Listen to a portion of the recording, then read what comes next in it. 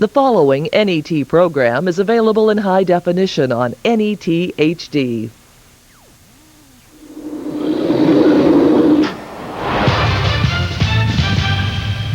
It's been a hot and competitive week for the teams of Nebraska's annual Shrine Game. Both the North and the South squads practiced with great intensity for their last high school competition.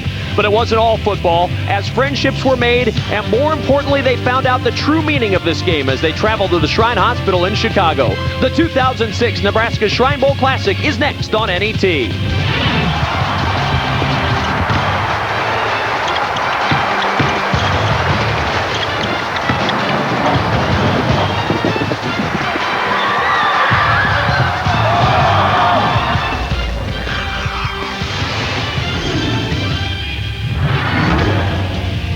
From Memorial Stadium in Lincoln, Nebraska, NET Sports, Nebraska's home for sports, presents the 48th annual Nebraska Shrine Bowl Classic.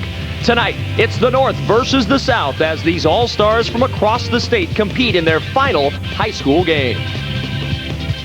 Hi again, everybody. Kevin Kugler alongside Adrian Fiala, and we have the honor to bring you the happy news. Football season is here. You've been waiting all summer to hear those words. Tonight we kick off the 2006 season. And Aid, when you look at this matchup between the North and the South in the Shrine Bowl, if size can win a game for the North, they're in great shape. They've got a couple of big guys at quarterback, including their starter, Jared Hyland. You bet. The North side, they feel they have a very, very special player in Jared Hyland. At 6'6", 210 pounds. Kevin, he can throw the ball very well. Threw for 2,600 yards this year and 15 touchdowns. Great speed at wide receiver to get the football to those guys. Tell you what, the North's got an advantage here tonight. They're in good hands with Jared Hyland. South head coach Gary DeBoer says, hey, I want to win this game. The key to winning is to have a winning quarterback. He's picked one in Waid Vontz of Cambridge. Well, we've seen Waid Vontz before. In the state championship game, he engineered the winning drive in 2003, came back, and on the final drive, won the football game. This guy is sure-handed. He's smart. He runs a great offense. They've got a special player, too. Two special players on the offense here tonight. Should be a great performance by both teams. A great game and great weather. No one happier about that great weather than our man will be roaming the sidelines, Larry Putney. Kevin, I can't remember a Shrine Bowl that's had this kind of weather. It's fantastic down here. And really, I've got the great job. You know, in these all-star games, it's a great opportunity to get up close with the players. You see the emotion after the plays. We actually talk to them right after they make big plays on the field. So we'll be doing that throughout the game. And we have some great players to talk to as well, with more than 40 of these players go on to play at the next level on scholarship. The 48th annual Nebraska Shrine Bowl Classic should be a good one, and it's next on NET Sports.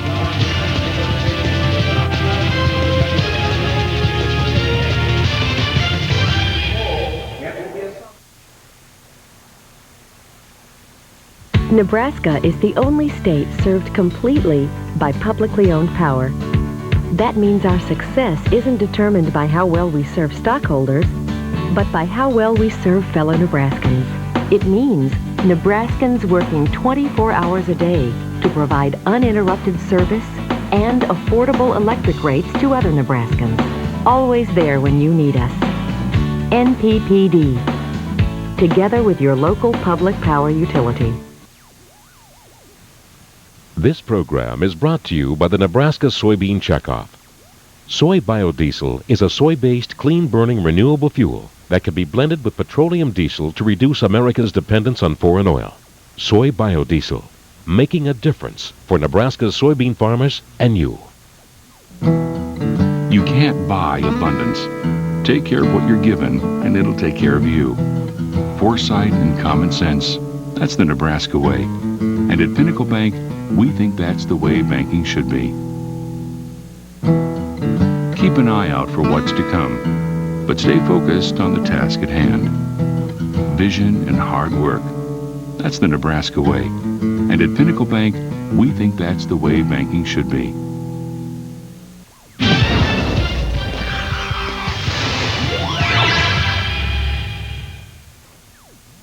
Hello, I'm Kim Todd. Join me in the Backyard Farmer team each week to find out what you can do to make your gardening easier. We'll have suggestions on landscaping, plant selection, and disease control, plus we'll answer your lawn and gardening questions. Watch Backyard Farmer Thursday night at 7 on NET1. You're watching NET Television, Nebraska's PBS station.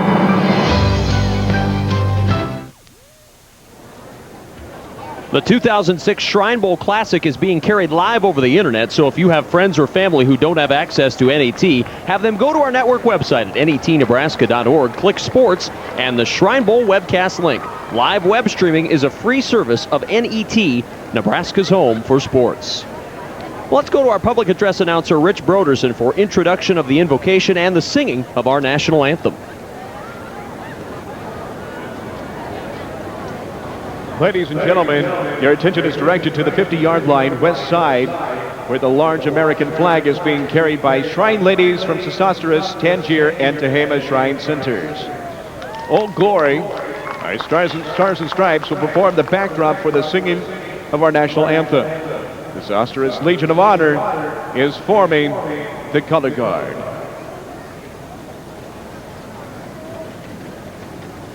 Please rise for the invocation and singing of the national anthem. The invocation will be given by Noble Keith Will, Chaplain, Sesostris Shrine Center, Lincoln, Nebraska. The singing of the national anthem for the 2006 48th Annual Nebraska Shrine Bowl game is Cassie Nelson, daughter of Scott and Terry Nelson and granddaughter of Sam and Norman Nelson, General Chairman of the Shrine Bowl of Nebraska. Cassie is 14 years old and will be a freshman at Lincoln East High School.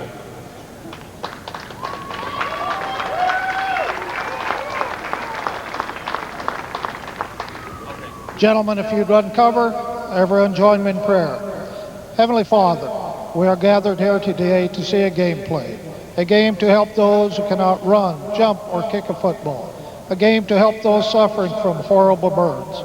A game to help those born with birth defects such as cleft palate. A game played to help children affected with scoliosis. We thank you for the fine young men, their coaches and trainers, who have all volunteered their time and talents to make this game possible. It is with their help that money is raised for the Shrine Hospital System. A hospital system that, with your help, will enable many youngsters to someday be able to have the ability to walk, some to run, and perhaps even to be able to kick a football. We thank you for the fine parents and caregivers who have raised these fine young men who responded so willingly to the request for their help. Oh, how good it is to see the quick responses when they were notified of being selected for the Shrine Bowl game. We also want to thank you for the fine musicians who make up the Masonic Marching Band. These youngsters add so much to the excitement surrounding this wonderful day. We also want to give you thanks for the patience and understanding you gave to each of the chaperones that has watched over these kids these past few days. Bless all who have worked so hard to make this 2006 Nebraska Shrine Bowl successful. The Shrine Bowl Club, the Shrine Bowl Executive Committee, and all those who work quietly behind the scenes, never seeking public recognition. Pour out your blessings on the members of our armed forces around the world as they fight for freedom and democracy in places so strange to them. Bless also the families of those brave men and women who are away from their homes. We ask that you comfort these brave members of the military as they feel lonely being away from their loved ones. We also ask you to bring them safely home as soon as possible. Watch over these fine players as they play their hearts out for the kids they met at the Shrine Hospital in Chicago earlier this week.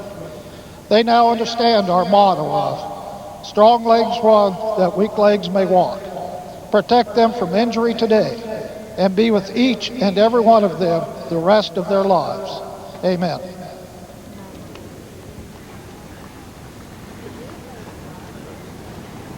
Ladies and gentlemen, our national anthem. Oh, say, can you see by the dawn's early light what so proudly we hailed at the twilight's last gleaming, whose broad stripes and bright stars through the perilous fight o'er the ramparts we'd watched were so gallantly streaming, and the rockets red glare, the bombs bursting in air, gave proof through the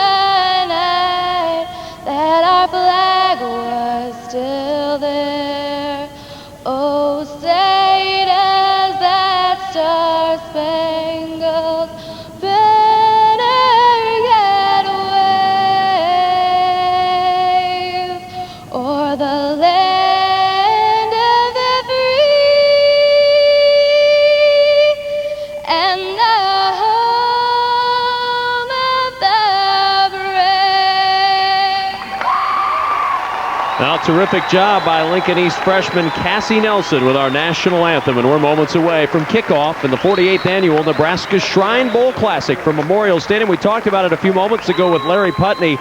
Picture-perfect conditions. You don't say that very often for a game in July. 85 degrees, partly cloudy skies, a north wind at 11 miles per hour, humidity low at 35%. If there's ever such a thing as football weather in July, we have found it tonight. A perfect night for football here at Memorial Stadium. You know, Kevin, a couple of years ago, we had a field temperature of 124, and it's good to see that has disappeared as the referees are about ready to get this thing underway. But again, that humidity is way down. This is ideal to play football here tonight. Now the officials tonight, as they are greeted by Russ Hochsteiner. We'll hear from Russ a little bit later on. Mike O'Neill, the referee. Pete Jensen, the umpire. Dan Bensinger, the linesman. Tim O'Day, the line judge. And Greg Potosnik, the back judge, tonight for this Shrine Bowl meeting between the North and the South. Last year it was a field goal battle. We'll see if we have that in store again tonight. Two very good kickers on the field tonight. Alex Henry and Greg Zerline, two guys that will be kicking at the collegiate level in the next couple of days. The South wins the toss. They have deferred, so the North will be on offense first as the South defense will get on the field. We'll get our first chance to see that tall quarterback that we talked about a few moments ago, Jared Highland out of Omaha Burke, who's one of the many UNO Mavericks that are going to be playing in Omaha after this game. He'll be headed there on a football scholarship, as Tom Olson and the North coaching squad will send their offense out there first off here tonight. But, Kevin, you mentioned about the kicking game. Alex Henry from Omaha Burke at 6'2" and 165 pounds. I talked to Tom Olson, who was just on your screen there a moment ago.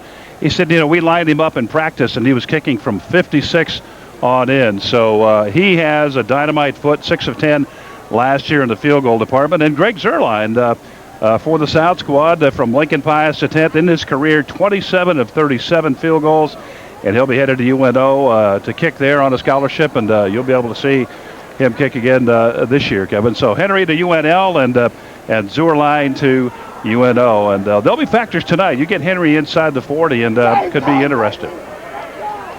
Well, getting ready to kick this one off as the South will kick to the North. The North will go on offense first as Zerline lines up to kick it off. Zerline throughout the week in practice was repeatedly banging those into the end zone on the kickoff. So we'll see if the return game is a factor tonight for the North. It'll be Drew Pope out of Shadron, who goes back deep at the 5-yard line waiting for the kickoff from Zerline. You mentioned him kicking at UNO next year, Aid, and there's a pretty good chance, better than average chance, he'll be the starting kicker the minute he walks into camp. Well, he's got good credentials, as we talked about. Only Class B player to go back-to-back as far as Super State honors here in Nebraska. He was Super State as a junior and as a senior, and here he comes. Zerline approaching the football, and the Shrine Bowl is underway. It's a low-line drive. Pope takes it on one hop at the 4. A little bit of trickery as a dual handoff and a big hole to run through. John Ritson stumbling near the 45, able to spin out of a tackle, and Ritson wriggles his way to near midfield. John Ritson out of Shadron as Drew Pope eventually got the ball to his Shadron teammate, and the North offense in great shape early. Well, the trickery starts immediately. Here you see the play, and it's great that Zerline's the safety here. As you see Ritson coming up the middle on that fake handoff out there. There's Zerline making that tackle, almost making the tackle. If he doesn't slow him down, Kevin, that's a touchdown. First down and 10 on the 48-yard line. Too wide right of the line. And the give up the middle to the fullback, Justin Makovica, and he pushes across the midfield stripe into South territory at the 49. Let's look at the offense for the North All-Stars. Starting it off, it'll be Jared Highland, the quarterback, Brady Harrington, and Justin Makovica, who had the carry, John Rust and John Ritson, the split end and flanker. On the offensive line, Andrew Dennis, the tight end, Anthony Suits at left tackle, Nero at left guard, Frisch, the center, Lingenfelter at right guard, and Jared Barrick at right tackle. Second down and 7 from the 49. Little screen set up for Ritson. And Ritson takes it 2 yards shy of the first. The tackle out there made by Anthony Fulton from Waverly. Let's look at the defense for the South All-Stars. Ben Martin, Abel Hinojosa, Dennis Berglund and Evan Martin along the defensive line. The backs and linebackers, Mackenzie Hemge, Philip Barrientos, Matt Leaders, Luke Luchins, along with Jacob Witt, the corners, Pat Ackerman and Alex Anderson, your safeties tonight. And it'll bring up a third down and short, about 1.5 yards, Aid, for a first down for the North. Last play, Nate Houston on that little bubble screen to the right-hand side. Excellent block, and he got the receiver up just short of the first down there, Kevin. Backs in the eye on the quarterback sneak by Highland, and plenty of room for the first down as Highland moves forward to the 40-yard line, and a first down and 10 for the North All-Stars. Try to take advantage of that terrific kickoff return, pushing into South territory at the 40-yard line. And all Highland needs to do is kind of fall forward. At 6'6" and 210 pounds, Jared Highland out of Omaha, Birkin, quarterback for the North team. He picks up that first down rather easily on that last play, following right in behind Jordan Fritsch and Julius Nero on the left side. Rust splits out wide to the left side. Drew Pope splits out wide right on first down and 10 from the 40-yard line. Highland on the give to Makovica, and not much running room. Ball pops loose, and it's scooped up by Alex Anderson. Down the sidelines, no one's going to touch him, and the South All-Stars lead 6-0. Alex Anderson scoops up the fumble and scores untouched for the South All-Stars. Alex Anderson headed for Northwest Missouri State on scholarship this year out of Omaha Scott. You're going to see the slashing run up to the inside, Makovica, and then the ball just, I tell you what happened, the ball popped loose and it was kicked by Philip Barrientos, and it bounced up right into Anderson's hands, and he got it on down the field inside the 5, well, actually for the touchdown, and now we're going for the kick here. Zerline will try to tack on the extra point. He's nearly automatic in these situations. And no rush means Zerline has easy pickings on the extra point. 7-0. So just like that, where it looked like all the momentum was squarely on the side of the North All-Stars, the fumble on the hit by Barrientos and the return by Alex Anderson for 6. And it's 7-0 South with the lead. 1 week from Monday, you'll have another opportunity to see top athletes from across the state compete in the 2006 Nebraska All-Star Girls and Boys Basketball Games. Beginning at 6 Central, the All-Star Girls Basketball team takes the court, followed by the boys at 8. See the action live on NET1 and NET HD, Nebraska's home for sports. Let's go downstairs, check in with Larry Putney. Well, you had great success the last time you were on this field, winning a state title. How's this feel? I don't know. It's unreal. I'd never imagine come out first series, have something like that happen. It was a good break. We just got to keep playing now. Who stripped the ball? Ben Martin got it. I scooped and scored. Congratulations. Thanks. Well, a terrific scoop and score by Alex Anderson. He's got great speed and showed it there on that return. Barrientos a little bit of an assist there. He kicked that football, Kevin, and had it bounce up, and Anderson there to pick it up. There's a nice kickoff. Very solid. Pope into the end zone, and the touchback out to the 20-yard line for the North All-Stars.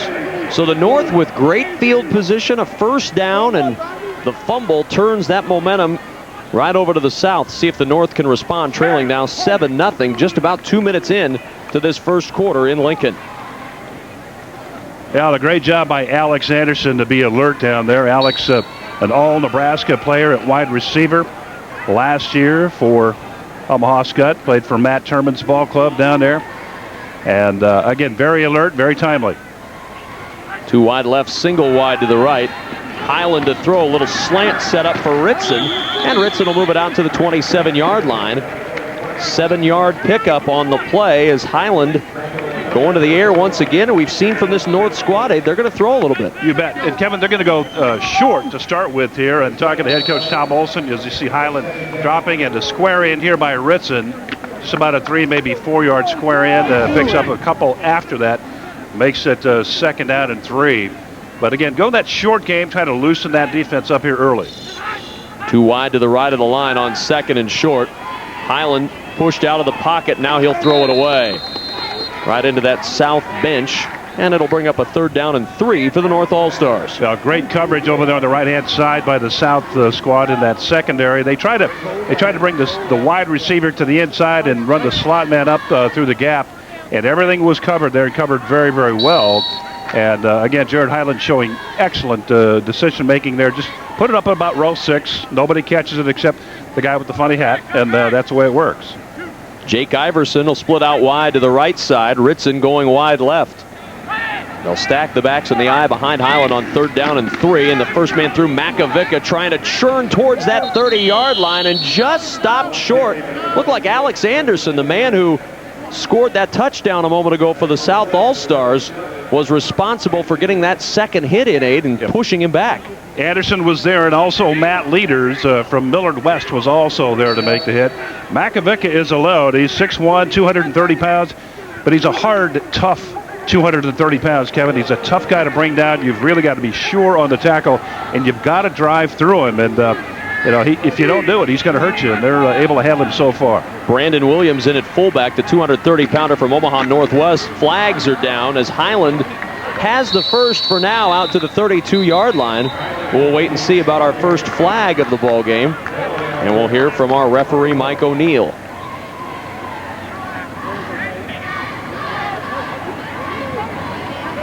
$7-0 with the South out in front, and our first flag. If it's against the South All-Stars, it'll be a first down for the North. It's going to go against the North offense, though, and that probably changes what Tom Olson wants to do. Instead of 4th and short, it'll be 4th and 6, and here comes the punt team. Yeah, you don't want to take any chances right here. And talking with Coach Olson, you said, we're here. We know what this game is all about, Kevin, but we're also here to win. And we're going to do whatever we can to win the football game. And so he's not going to take a chance down here. Fourth and about 5, and they're going to kick it away. Alex Henry, preferred walk-on at Nebraska, who will compete for that punting job, will get his first punt of the game. Rising kick taken at the 31-yard line, and then a huge hit leveled by Jay Kropp. Jacob Witt had nowhere to go as Kropp leveled him right when he caught it, and it'll be our first look at the South offense. It'll be first down and 10 for the South.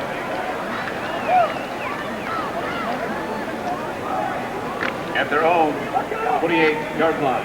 So the South offense ready to go to work as Marquise Parker will split out wide to the left. A lot of two-back offense. They'll offset the backs in the two-back set.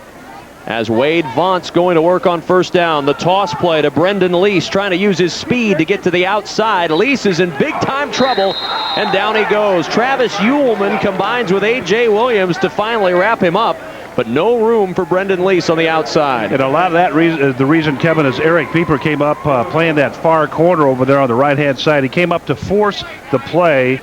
He just took all the mechanics of the play away from the South Ball Club. Eric Pieper from Norfolk Catholic, 5'11", 180 pounds, but great job out there on that right corner. 2 wide left, 2 wide right. And the give straight ahead this time. And to the 31-yard line. Let's take a look at the starters for the South All-Stars. Offensively, it'll be Vontz, Lease, and Kaufman in the offensive backfield. Ferris and Parker, your wide receivers. Along that offensive line, Higgins at tight end, Jurasic at left tackle, Holscher left guard, Duga the center, DJ Jones the right guard, and Stephen Gooden the right tackle. 3rd down and 7 from the 31-yard line for the South All-Stars. David Ferris splits out wide left of the line, offset backs behind Vontz. He's in trouble, and Vontz is going to be driven down. It's Uhlman and Williams again, those defensive ends, very active in the first series for the North defense. Kevin, that was a broken play. There was some misdirection or miscommunication back there in the backfield. Brendan Lease, I think he went the wrong way on the play. That play was designed to come right-hand side, and Lease to block up front. He went to the left, and Vontz went to the right-hand side, and that'll bring up 4th down and a kick. And Vontz goes back to punt. Pope and Ritson back to return for the North.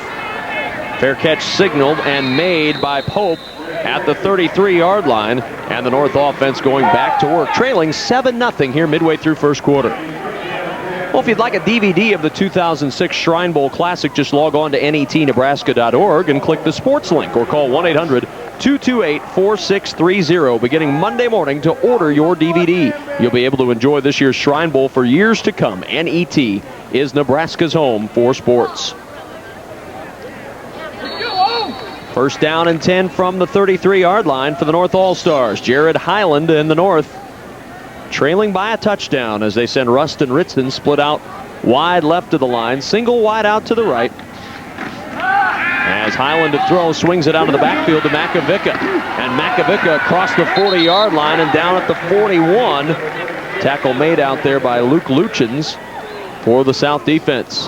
Luchins out there. Also, Mackenzie Hemge was out there from Hastings, Adams Central. And here they both converge. And that's what I'm talking about right there as far as the hit by Makovica. Hemge, or check it, Hemge is 6'2" and 200. He's on the move.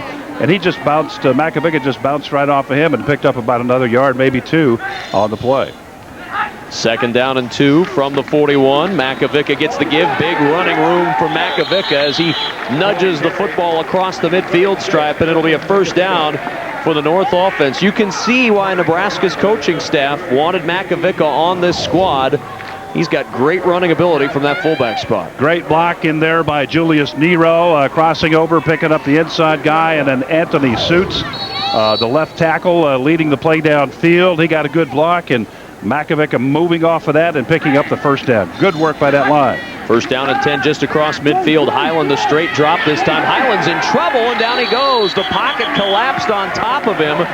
Abel Hinojosa, Ben Martin, and also Dennis Berglund. Everybody just pushing in on that D-line. Yeah, Berglund, I think, was in there first at 6'3" and 290 pounds. Let's check it out here. Number 71, top of your screen. He's pushing. That's Harrison Lingenfelder.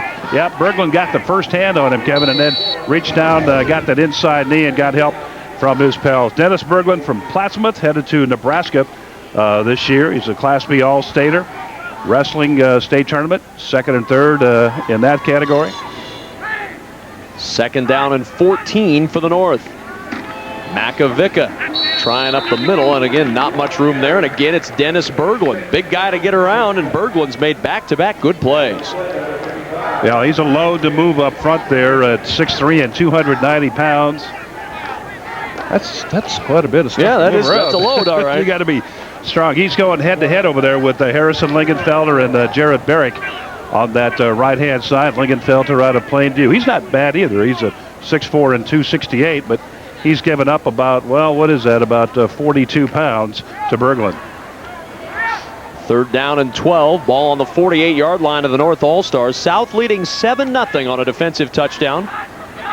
We'll see what Highland and the North want to do. Highland in some trouble, swings it out to his tight end, Dennis, but there's nowhere to go. Well defended all the way around by the South All-Stars. Jacob Witt never let go of Andrew Dennis, the tight end, and it'll be punt time for the North. And Kevin, the play really is made by Evan Martin, the defensive end on the right-hand side. 87. Watch the left-handed part of your screen here. Watch him coming in right there. He really makes the play, causes the quarterback to get rid of the football very, very quickly. Evan Martin from Papillion La Vista headed to UNO this fall. Matt Leaders also out there on Andrew Dennis, so well covered on the line and out in the flat to Andrew Dennis. Fourth down and 10 from midfield, and time to punt it away for Alex Henry. A wobbler, a short punt, bouncing at the 29-yard line, and it'll be killed at the 30-yard line. That's where the South All-Stars will have it, leading 7-0. NET Sports coverage of the 2006 Shrine Bowl Classic is made possible in part by Nebraska Public Power District, always there when you need us. By Education Quest Foundation, improving access to college through scholarships, community grants, and college planning services. And by the Nebraska Soybean Board, promoting soy biodiesel fuel, clean burning and renewable, making a difference for soybean farmers and you. On the first down carry, Brendan Lease takes it from the 30 to the 33-yard line. It'll be a 2nd and 7 play for the South All-Stars as they go back to work offensively with a 7-0 lead. Coming in on 3 minutes remaining in this first quarter. Fast-moving first quarter. Here's the defensive starters for the North. Williams, Nicolite, Terry, and Uhlman on that defensive line.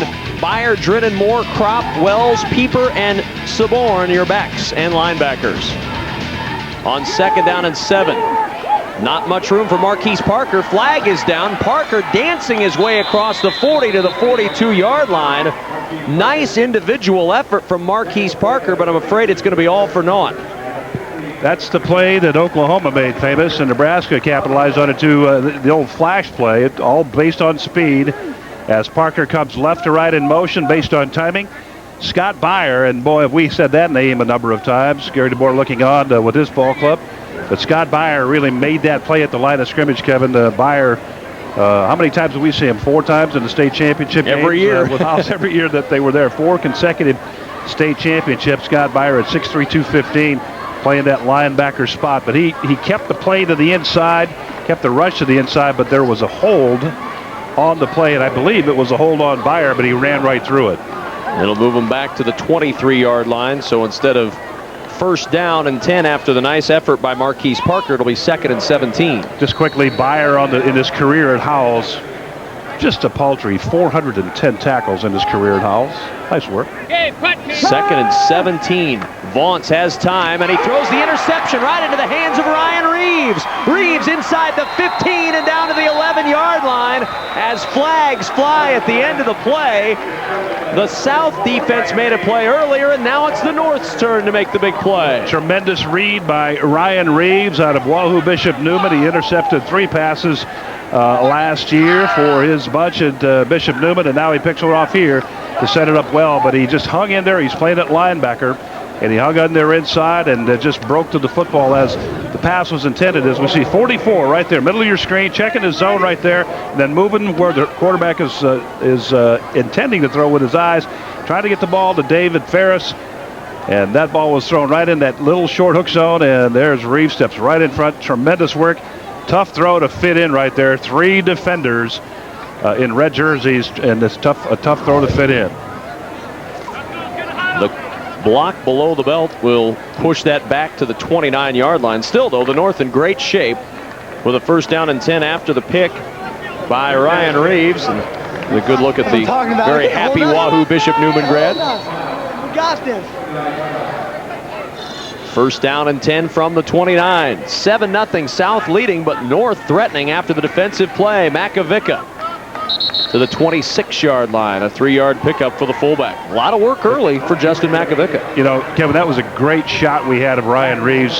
Checking from his middle backer spot, checking that hook zone. You saw him glance over to the right-hand side very, very quickly to see what was happening over there. Nobody was coming through the middle. He needs to clear that first, and then he quickly glanced over there in that short hook zone and then dropped right into that pattern. Terrific work by Ryan Reeves. Ritson and Yostin splits out wide to the right side. Highland will roll that direction. Throwing back over the middle, and the catch is made by Yostin at the 15, and he pushes his way near the 14-yard line. It'll be a 1st down for the North All-Stars. Nice catch in traffic by Nate Yostin.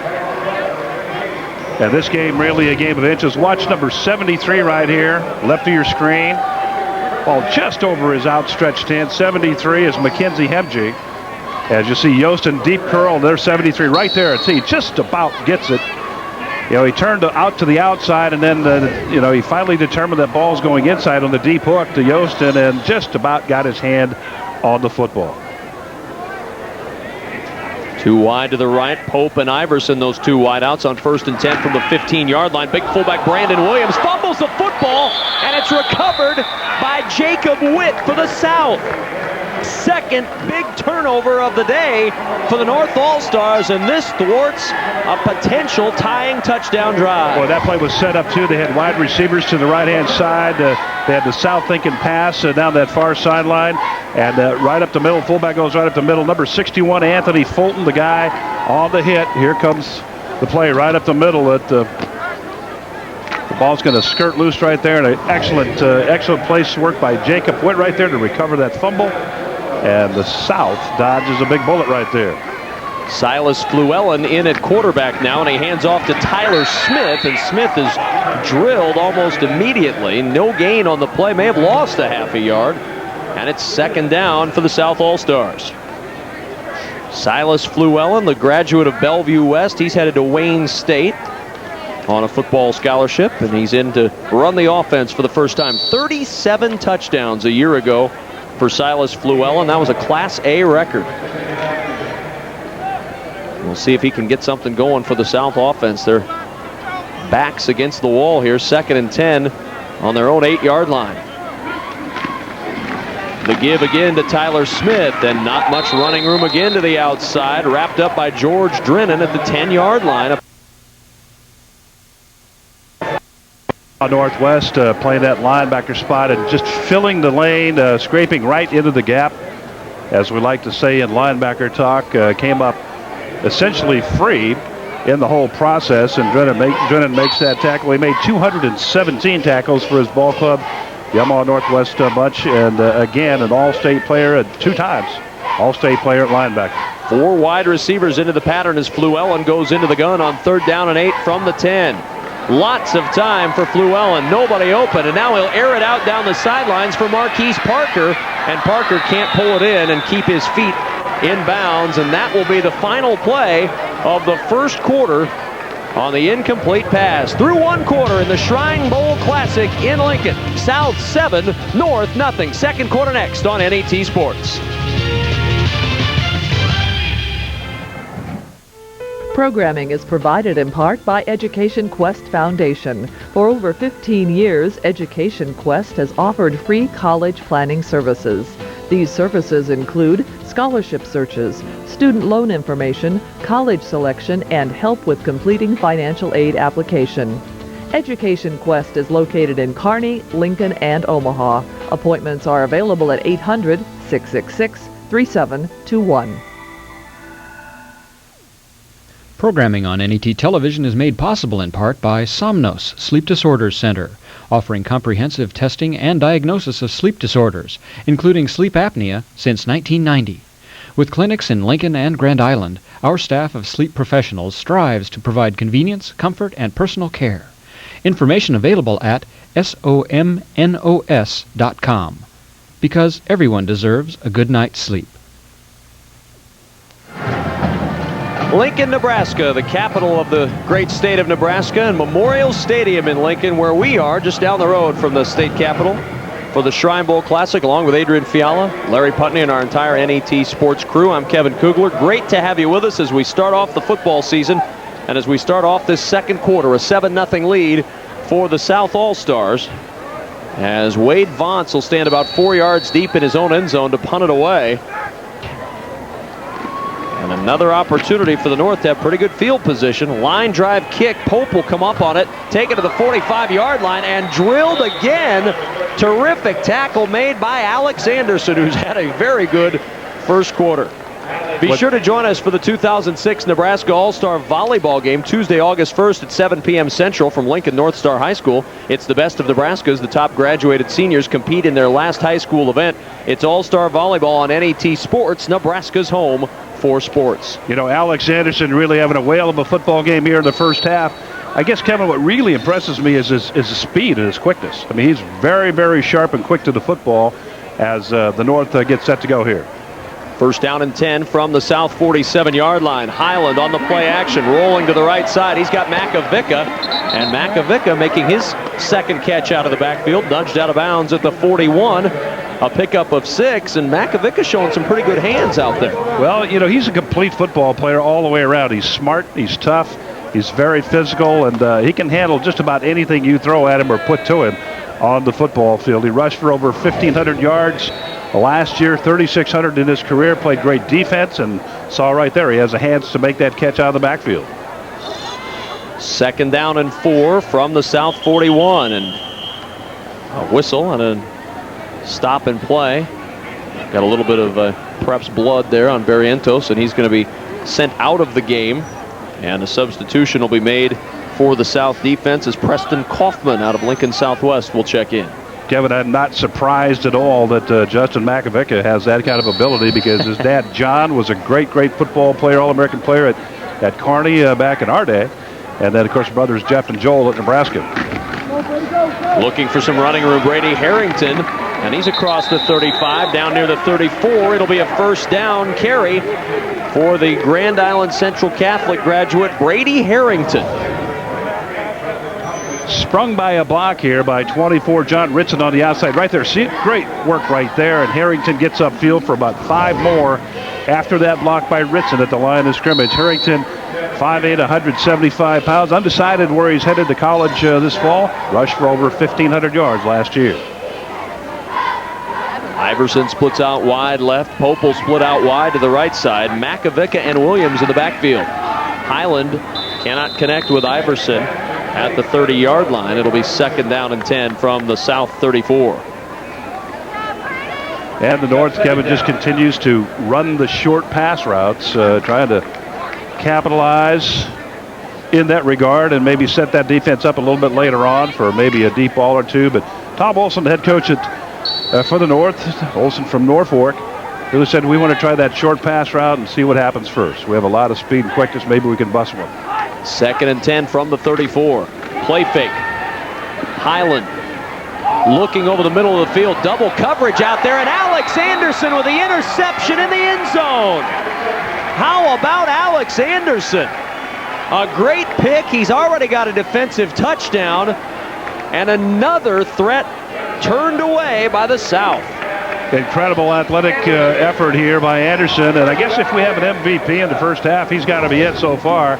As Highland sets up, lets her fly, tried to fit the ball in there to Drew Pope in the end zone, throw it into double coverage, and Anderson, a short man, he was under on the coverage.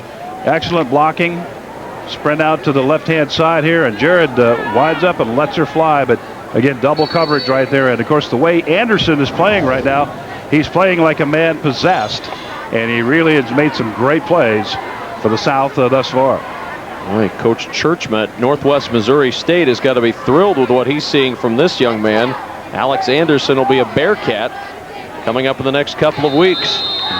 He's a Bearcat right now, too. Playing like a Bearcat. Timeout taken by the South All-Stars as they came to the line. There's Alex Anderson.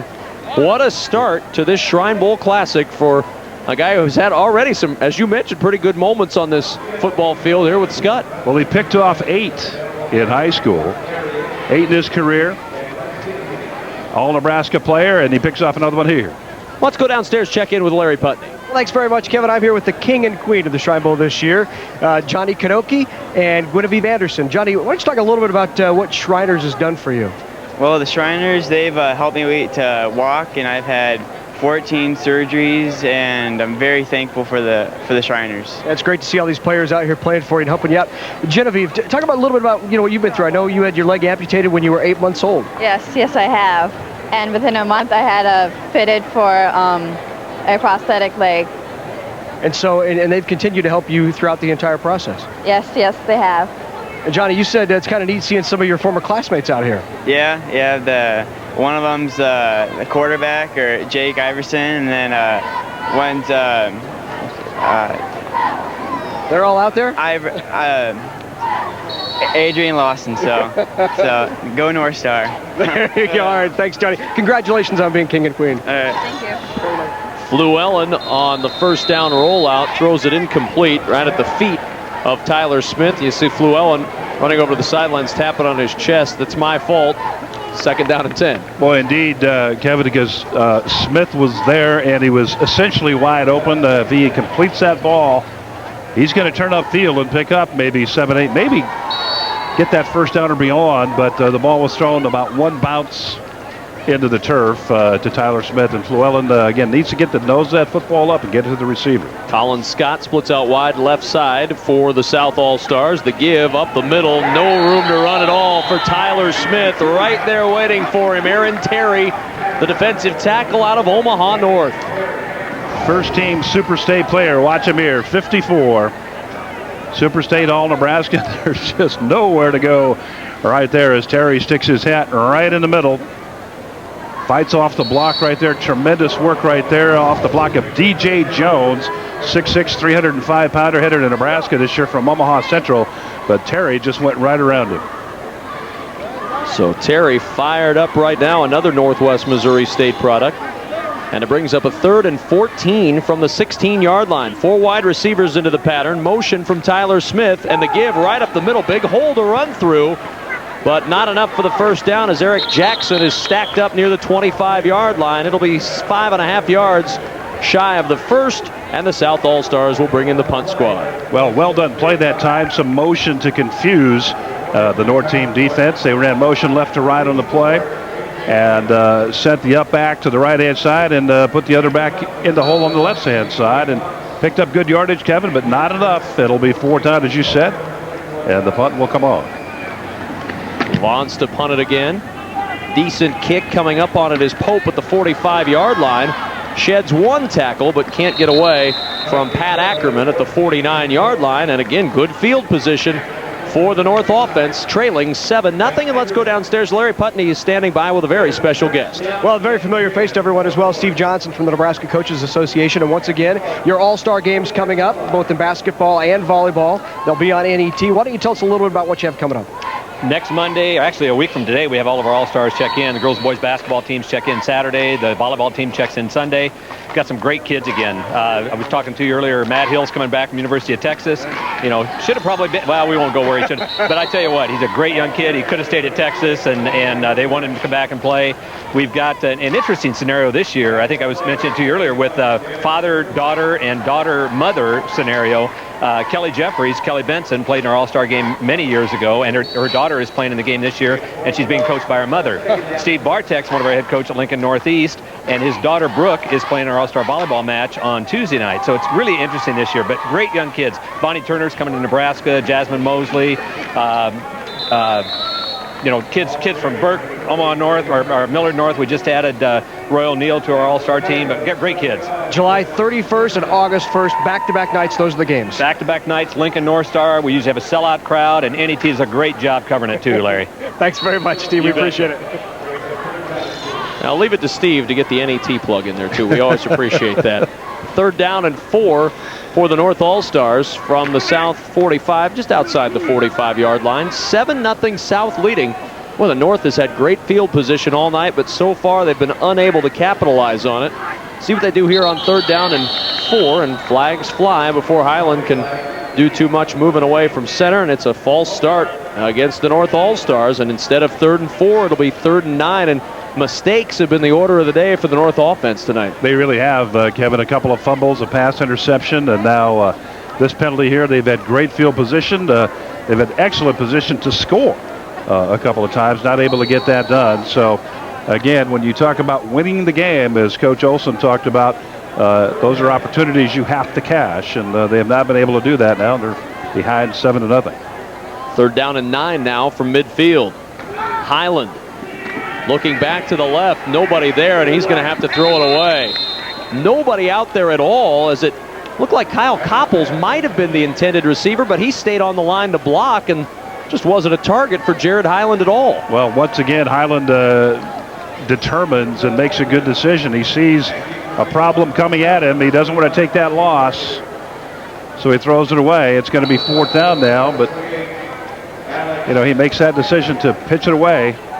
There was an opportunity upfield, but he was looking for a receiver in the flat there. The receiver, I didn't see it. Kevin apparently got hung up. And Henry gets off a wobbler.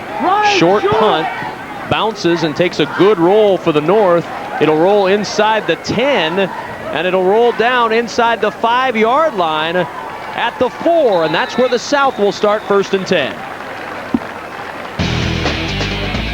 NET Sports coverage of the 2006 Shrine Bowl Classic is made possible in part by Nebraska Public Power District, always there when you need us.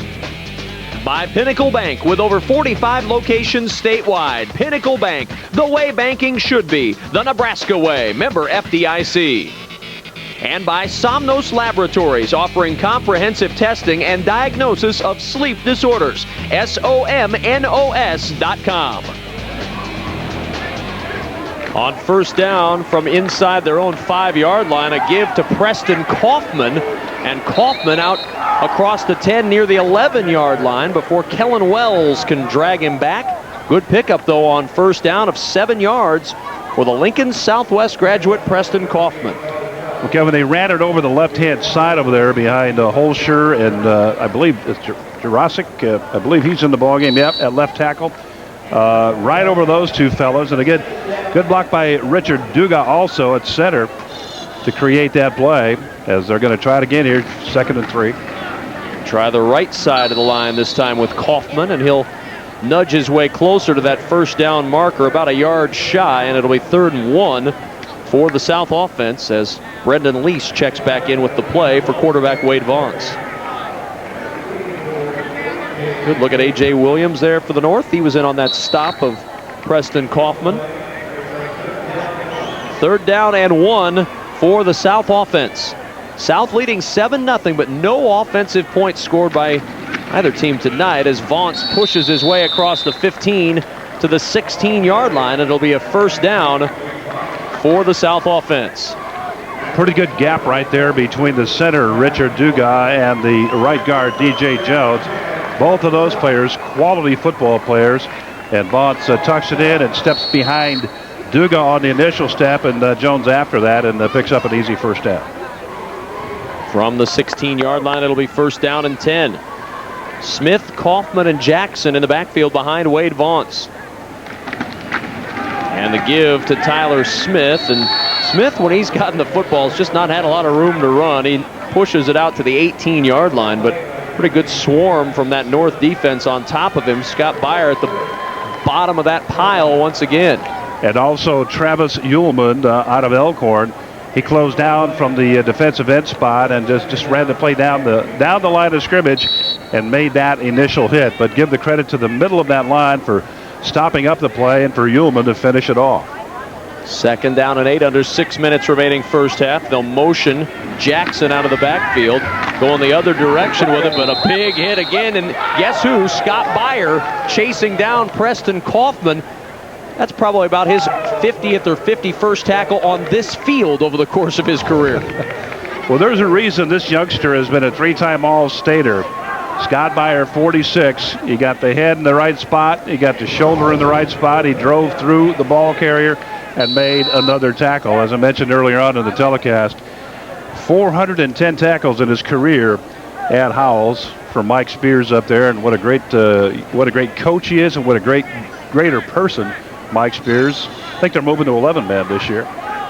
No question. It'll be an interesting challenge. They'll be successful. 3rd down and 6. Vontz out of the gun, chased out to the left, throwing on the run. A lot of red out there, and it's caught but out of bounds. Tremendous play by Kellen Wells just to get a hand on it, let alone catch it, but he couldn't keep a foot in, and it'll be 4th down. And Kevin, A.J. Williams was coming in hot pursuit behind the quarterback, Vontz, and I guarantee you that Vontz hurt him, because on that turf, when a defensive lineman is coming full bore at you as a quarterback, you hear that stomp, stomp, stomp behind you. And Vontz, he hears that and overthrows the ball. So, again, A.J. Williams from Omaha Benson headed to UNO this fall. Vontz with the punt, a short one, and it bounces right by John Ritson, who came up to try to make the grab. Alex Anderson scoops it up, thinking that perhaps Ritson touched it, but it'll be called dead at the 33-yard line. And that's a smart play by Anderson. Pick it up and go. Let the referee make the call after everything's over. Well, tonight we've kicked off the 2006 football season, and that means we're only a few weeks away from the opening of the 2006 Huskers season. Join us Tuesday, August 29th for our preseason Big Red Wrap-Up as we take a closer look at the upcoming season. Joining me again this year is my partner Adrian Fiala, along with Huskers Illustrated's Sean Callahan, talking recruiting. Mark your fall calendars for Big Red Wrap-Up every Tuesday night live at 7 Central beginning August 29th right here on NET, Nebraska's home for sports. Highland on 1st down, in some trouble, ball pops loose. Who's got it? Still loose at the 35-yard line, and it will belong to the South All-Stars as Mackenzie Hemge comes up with the loose ball, the 4th turnover for the North offense. 3rd fumble they've given up, and Dennis Berglund, we've talked about him a number of times also. Kevin, big number 71 from Plattsmouth, was able to get off the block and drill Highland right here. You'll see him come in here. Right there is 71. And watch him, boom, comes in. He got some help from behind also. I couldn't pick up the number of who it was from behind, but Berglund was in on the hit also. Highland's looking for the number of that truck as well. The give up the middle goes to Kaufman, and Kaufman, good tough running right up the gut to the 30-yard line. A pickup of 5 yards. On 1st down, it'll be 2nd and 5. So tough. In fact, he had the helmet pop off on the play. He's all right after the 5-yard gain. I'll give this South team defense a lot of credit. They have really been ball hawks and ball hitters, or let's just call them hitters for sure. But again, ball hawking and going after that football on the pass, Kevin, and really playing a whale of a game on defense. Second down and 5 from the 30. Brendan Lease trying to cut to the outside. Nice move to the 25-yard line. Lease with a first down at the 17. And it looks like Brendan Lease is healthy again. He missed pretty much his entire senior season with a knee injury, but that knee looked pretty good on that cut at the 20, and he moves into the 17-yard line. Well, tremendous footwork by Lease on the play as he took it to the outside, set up an attempted tackle. I believe it was Adrian Lawson out there who attempted to come up and make the hit. But he's got a broken hand. I think his left hand is broken. He's basically a one-arm football player out there right now, at least able to run right through his attempted tackle and get it upfield, get that first down. First down and 10 from the 17. The South offense trying to take advantage of the turnover and just trying to push forward a couple of yards for Preston Kaufman, and that's all, as Tom Olson looking on, hoping that his North defense can make a play. The offense has had great field position all night for the North, but 4 turnovers have really hurt the North's attempt to get even in this game. Second down and 8 for the South All-Stars from the 15-yard line of the North, leading 7-0. Colin Scott out wide to the right side. Marquise Parker splits out to the left. Vontz rolling to the right. Catch is made by Lease at the 10. Lease at the 3, diving for the pylon, but he was out of bounds at the 3-yard line. Just stepped out of bounds at the 3 as he tried to get away from the defender George Drennan. And Lease nearly scored. Vontz at his best right here, rolling out to the left-hand side, and we'll see here. And yes, he did. He stepped right on the line. Referee right there to make that play. If he could just keep it a little bit to the inside, Kevin, 6 points. It was Jay Kropp that was the defender for the North that forced him out of bounds. But it's first and goal from the 3. South leading 7-0 as Vontz straight ahead towards the goal line. And Vontz, is he in? No signal yet from anyone in stripes. Nobody's saying anything. Nobody. The line judge and Vontz is laying in the end zone with the football. They're going to say it's down inside the 1. Wow. Wow, that's right. The line judge, Tim O'Day, nobody, the umpire, nobody was made any kind of signal whatsoever. Let's take a look here. Well, I thought he was in. Waid Vontz, excellent block right up there by Duga. Boy. He's in, man. That's all there is to it. Second down and goal. Is he in now? Yes, he is in for the touchdown. This time the signal came right away. It took a couple of tries, but Waid Vontz scores for the South. And the South All-Stars capitalize on the turnover and lead it 13-0. They really have. They've scored all their points off of turnovers here today, Kevin. That Anderson returning now off the fumble recovery, and the offense takes it in and puts up another 6 points. We'll see if they'll make it good here. Zerline the kick. Zerline missed just 1 last year in his senior season. No rush coming, and he pumps it right through. A lot of height on that extra point kick from Greg Zerline, and it's 14-0. South All-Stars with the lead over the North with 2 minutes and 19 seconds remaining in this first half, and coming up at halftime, which is, as I mentioned, just a couple of minutes away. We'll talk a little bit about a trip to the Shriners Hospital, and we'll find out exactly what these players are playing for as we'll get a chance to take the trip with them. And also we'll hear from the Masonic All-Star Marching Band. These players not the only ones working hard this week. The band working hard as well, and we'll get the chance to hear what they have put together for us. That's coming up at halftime. And if you've ever had the chance, I have. I know Adrian's done it before, to trip to that Shriners Hospital, and you certainly realize, as most of these players did, just exactly what they're playing for in this game. Well, we want to hear from everybody watching the 2006 Shrine Bowl tonight. Let us know your thoughts on our sports programming on NET, and also tell us if the coverage of the Shrine Bowl is important to you. Write us at NET Sports, P.O. Box 83111, Lincoln, Nebraska 68503, or you can email us at sports@netnebraska.org. Take a moment and let us hear from you tonight. Zerline's kickoff, a good one, 2 yards deep into the end zone, and the touchback will send the North offense out to their 20-yard line with 2:19 to play here in the first half. Kevin, you talk about every year we talk about it, but every year it's just as important. Again, that trip, we've been there 2 or 3, 4 times, and everybody is really marked by that trip, and they fully understand now why they're playing in this game. I know Julius Nero made a comment earlier in the week. He's one of the offensive linemen here. He said, I thought maybe it's just an all-star game. After that trip, boy, did I understand now why we're doing this. So it always makes a great impact. Motion from Ritson on first down. Makovica going up the middle, and he's brought down at the 25-yard line. First contact again from Dennis Berglund, who has proved to be a big handful in the middle of that line for the South defense. He really has. He's been in on a lot of action at 290 pounds, moving around quite well. Played at Plattsmouth his career, Class B All-Stater. 93 tackles last year, and I can see why. He moves very, very well up front there. Left tackle, number 71. Ritson and Yostin are out wide left. Highland straight drop looking that direction. Pass tipped and incomplete. He wanted Yostin, who came across the middle. A flag is down in the backfield, and it'll be a hold against the North All-Stars. Boy, if it's not turnovers, it's penalties and just those mistakes that you sometimes see in an all-star game where the guys have only had a week or so to work together. And the North offense, they just have not been able to iron things out here in this first half.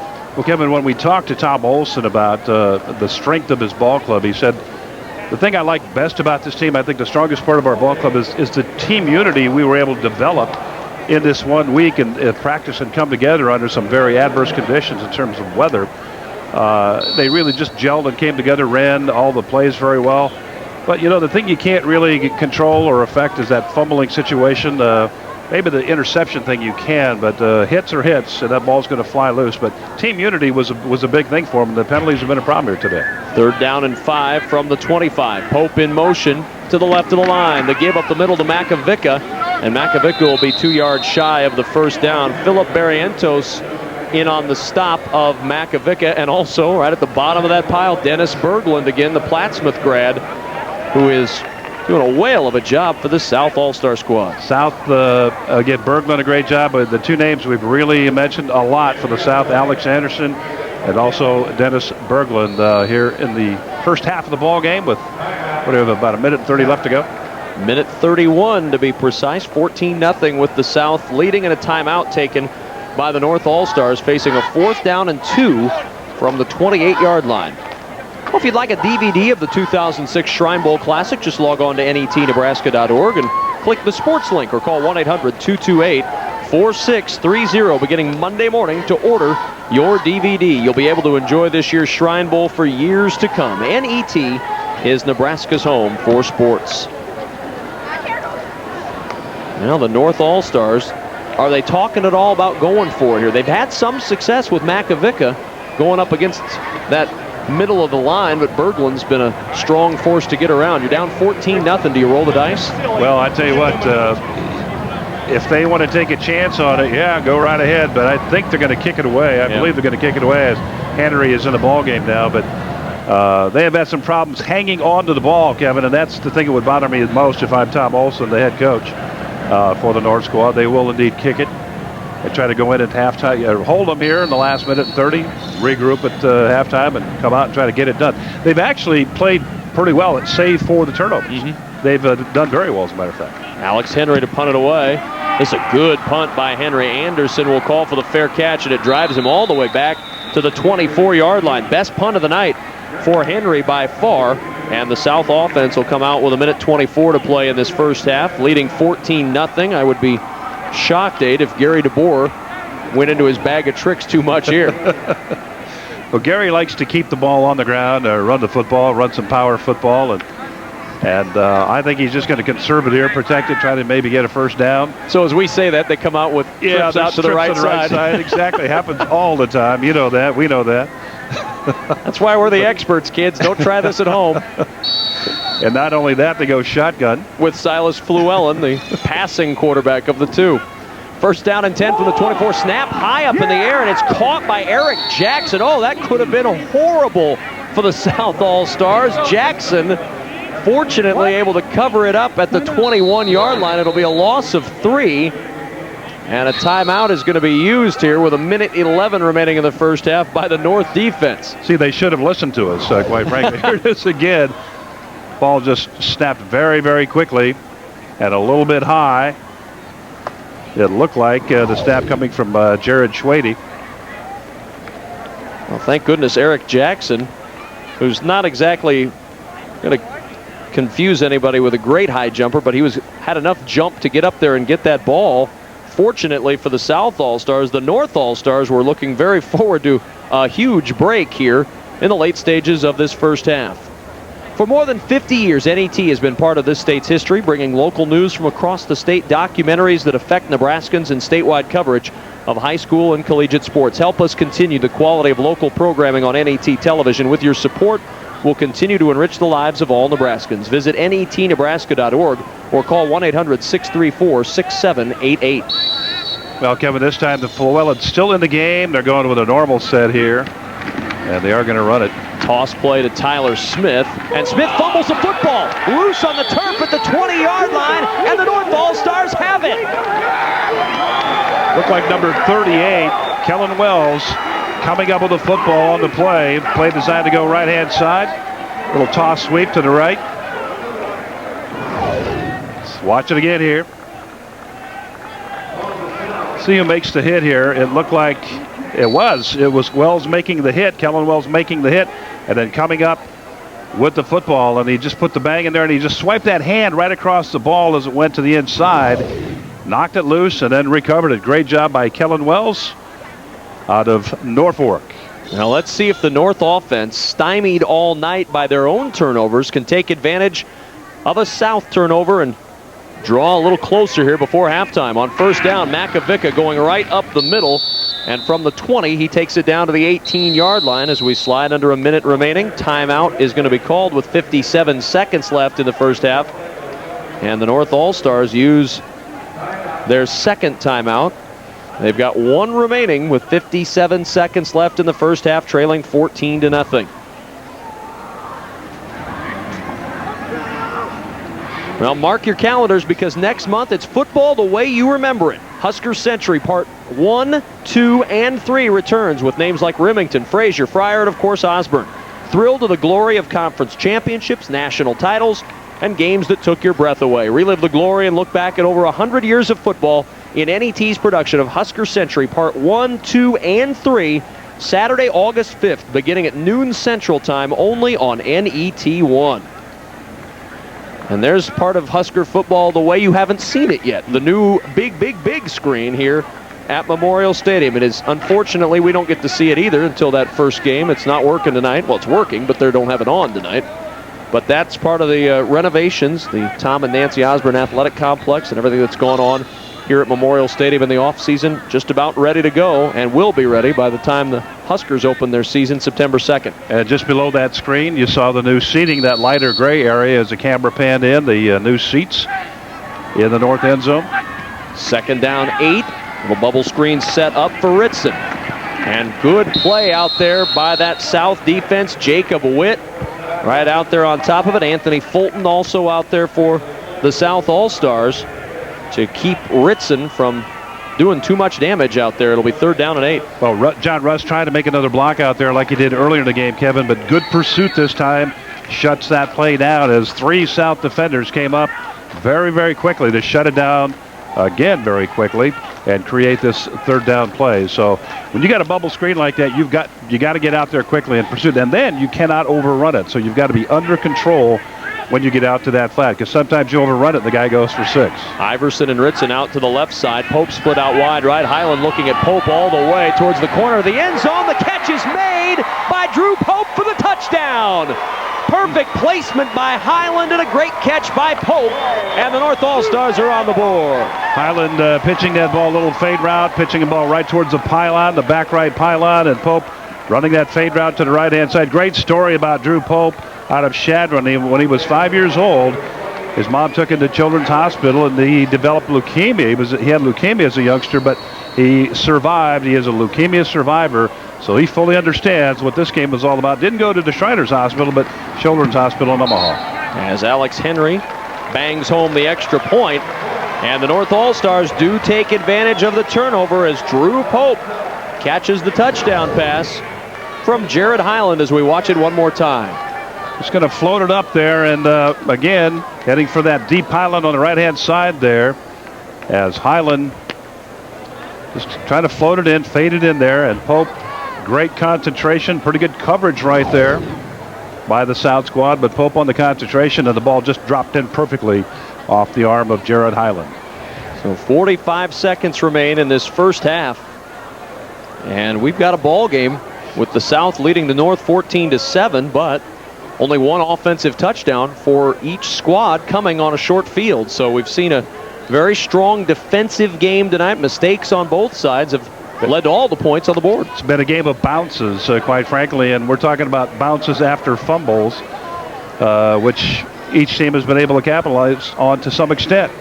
And the North really has been the big victim of that as we see them kick off here. And a kickoff that'll head towards the end zone, and Marquise Parker will have to bring it out to the 20-yard line on the touchback. 14-7 South leading, and got to imagine the South is going to be content to just get this thing into the locker room now after the turnover a moment ago. You remember when it was a minute and 31 seconds left and we were talking about what's all going to happen and get the ball back? We were dead on accurate. Grinding it out. Well, there's been just tremendous action in that 91 seconds that we've seen here, Kevin, and now we're going to see what we thought we'd see earlier on. Just kind of run it out and regroup and come back and try to put up some more. The victory formation, as they call it, here to close the first half. Gary DeBoer just thinking about what's going to happen in the second half. Let's get this one over. Tom Olson. He wants to regroup. He's got a lot of talent on his team. Jared Highland, as we talked about, throw the ball 9 miles, lots of speed and receivers as the snaps coming here. That should be the final snap of this first half. Good first half of football. A little bit sloppy on both sides, as you might expect in an all-star game, but we've seen some tremendous individual play and a 14-7 lead for the South All-Stars as we head into halftime here at Memorial Stadium in Lincoln, Nebraska. Well, let's go downstairs. Larry Putney standing by with the coach. Well, you benefited from a couple of turnovers early, and then you give one up late. Yeah, we kind of give and take. You know, it kind of hurt to give up that last turnover down there and let them right back in the game again. So, but kids are playing hard. You know, they just executed a good fade route on us, so you got to give them credit there. Offensively, you know, we just got to take care of things up front, and we're not doing that right now. So, other than that, I think, you know, we're not doing too bad out there. Thanks, Gary. Gary DeBoer, his team heads into the locker room with a 14-7 lead. Halftime at the Shrine Bowl Classic in Lincoln.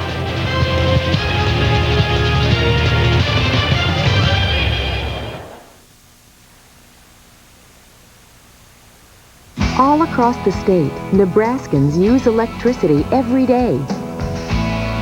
And that electricity is 100% publicly owned. So profits don't go to stockholders, but are returned to Nebraskans. And because the power is supplied to Nebraskans by Nebraskans, it's reliable. Always there when you need us. NPPD, together with your local public power utility. This program is brought to you by the Nebraska Soybean Checkoff.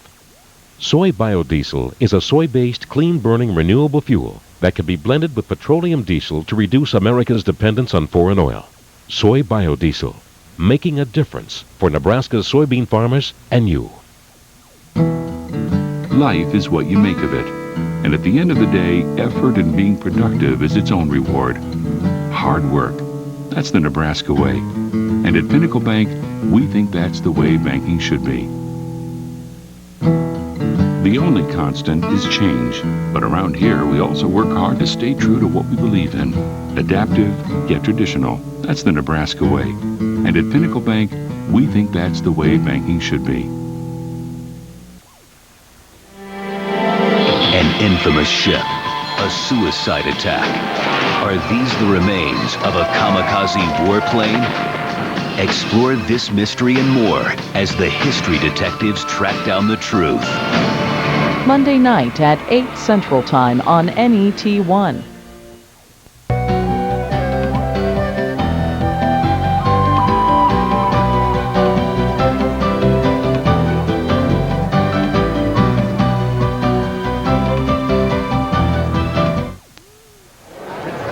We're at halftime in Lincoln, Nebraska, the 48th annual Nebraska Shrine Bowl Classic. The South leading the North 14-7, along with Adrian Fiala and Larry Putney. I'm Kevin Kugler. Tonight, the North and the South doing battle for dominance on the field, but earlier this week, the players got a chance to see what, or rather who, they're playing for. NET's Christine Ellenbolt, along with videographer-editor Brian Seiferlein, traveled with the North team this week on a very special trip. All-star players. Field, he has a man out there. The catch is made at the 20. All-star fans. All-star heat. Still 100 degrees down there. But most importantly, an all-star cause. All the proceeds from the Shrine Bowl go toward the hospitals. One of the things we do during the week is we will take these players to the hospital. The hospital we're going to this morning is the Chicago Hospital. Get pretty excited to get to know the kids and everything. Then maybe we can play some one-on-one basketball. Coaches were saying that we get to play some games and stuff around with them. For many of the players, it was their first time flying. For some, it was their first trip to Chicago. I just encourage you to make your circle bigger today and include these kids in it. Go over and sit down and talk to them. This is a highlight for them. We are very pleased to have you with us today. My name is Elise. First, the players were introduced to the Shrine Hospital's mission. It's a hospital that performs miracles, that makes children happy. The Shrine Hospital provides free treatment to children, including burn and orthopedic care and cranial facial reconstruction. You see, if you look at the video, Despite being a free service, the hospital prides itself in using state-of-the-art technology. That's pretty cool. Once the players were familiar with the hospital and the mission that the Shriners support, they finally got to meet the reason for their visit. I think his eyes just light up when there's different things going on here. Valerie Rowe's son Logan has been in and out of the hospital for a little over a year. On this day, he has already been at the hospital for about 6 weeks. And it just highlights his day. I think it's wonderful when they can do that for him. I'm having a lot of fun with them, playing pool, playing basketball. It's really fun. So far, it's been much more than I expected. These kids are just great kids and everything. I mean, I love just sitting here playing pool, and I was playing basketball before, and it's so much fun. Let's see if I can get to a couple. I was up here about to have surgery, and they helped me get through my braveness. I was scared at first when I heard of it, but these guys are making it a lot of fun for me up here. Well, football is important to all of these kids. Most of them are going on to play football at the next level. And what they found out since they've been here is that there's a lot more to life than having talent and having things come easy for you. In 2004, I came down as an assistant coach and went through this whole thing before, and I was deeply touched. That's when I began to realize that the football game, the Shrine Bowl itself, is really minuscule compared to what this is all about. When these guys came, it actually got fun. And what's more fun than a little nail painting with your new friends? We had some of the patients here decided it was time to paint some fingernails. It's better than I do. Everybody got involved, so it's become kind of a team thing. We'll see how long it lasts. It's just teamwork. It's team bonding. I got standard silver. It's weird that you're doing an Iverson. Oh, is it? I'm a quarterback. I can kind of do this stuff. What happens in Chicago stays in Chicago. I haven't seen a sad face in this house, in this hospital. You look at the inflictions of some of the young people have. They got smiles. There's hope. At the end of the day, the Shrine Bowl game took on new meaning for the players. On Saturday, I have a whole new thing to work for now. We were there to play a game and win and everything, but now it's actually, we're there to play for the kids.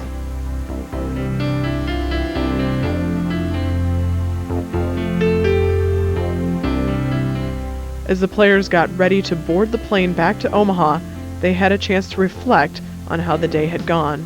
Like, those kids have had a hard life, and for some reason they can always find something positive out of it. They were having fun, so it made me feel good, so I could bring some joy to their heart for one day. All the time we spent with the kids, as far as playing games and how excited it was, you know, to have people to play with them and everything, and I look at them in a different way. The kids are the big thing. I mean, just to see what they don't have and what I do have, it's really, really moving, and it's something I know I'll probably never experience again. That's the main reason I'm never going to forget it. What they've done is by taking 35 players from the north and 35 players from the south and brought them here, they've got 70 new ambassadors for what they do here. I'm going to look at the game so much more different now. It's something that I know that they're never going to be able to do in their life, ever. And I have the opportunity to do it. And so I might as well do it as hard and as, you know, at the best possible level I can play, especially in this game, because I'm doing it for them. Changed my day from having a bad day to a good day.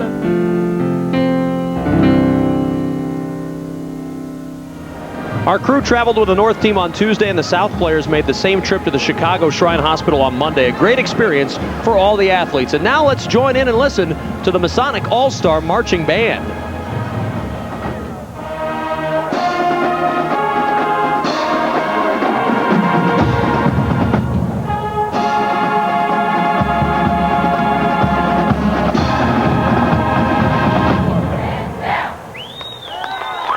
.258 high school musicians from 114 schools from across Nebraska. Each student was recommended by their band director to be in the Masonic All-Star Marching Band. They've been working all week long to get ready for their performance here tonight at Memorial Stadium in the Shrine Bowl. Some of these students have never marched in a band before, and their first practice was Tuesday. Amazing how good they look here at Memorial Stadium. That song you just heard the tail end of was America the Beautiful, and now the Masonic All-Star Marching Band under the direction of Brad Weber, Dan Sadamka, and Dr. Dave Bonnert. Brad Weber of Wayne High School, Dan Sadamka of Aurora High School, and Dr. Bonnert of Wayne State College will get ready to perform Children of the Shrine March. The field conductors of this Masonic All-Star Marching Band, Josh Blom, Valerie Retzloff, and Jennifer Gale. And the Masonic All-Star Marching Band in terrific formation here at halftime. South leading the North 14-7. And let's listen in to the Children of the Shrine March.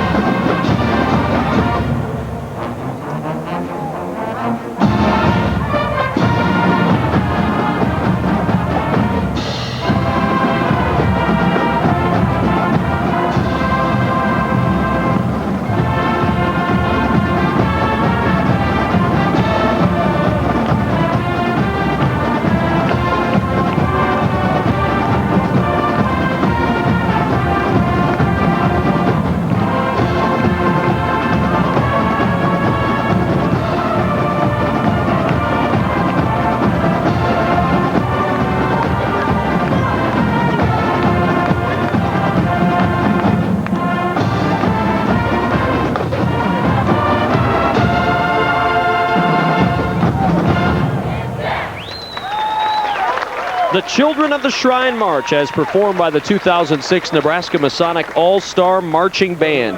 Each student sponsored by Masonic Lodges, Eastern Star chapters, Shrine Clubs, Scottish Rite, York Rite, and individual members and local community businesses to bring them together to perform here at the Shrine Bowl. And now American Pride and the Battle Hymn Choral.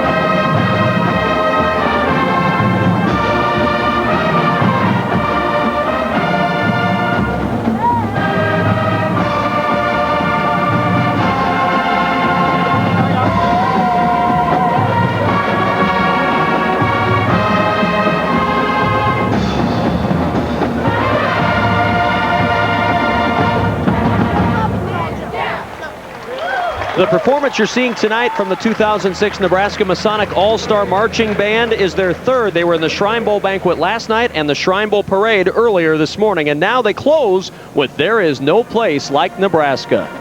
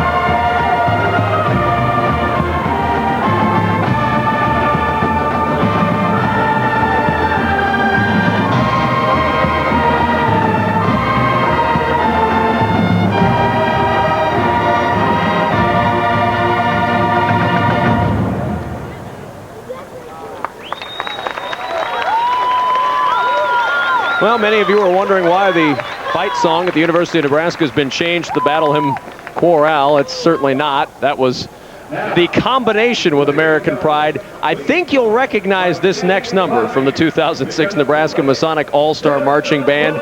It's the familiar one, the one you know now. There is no place like Nebraska.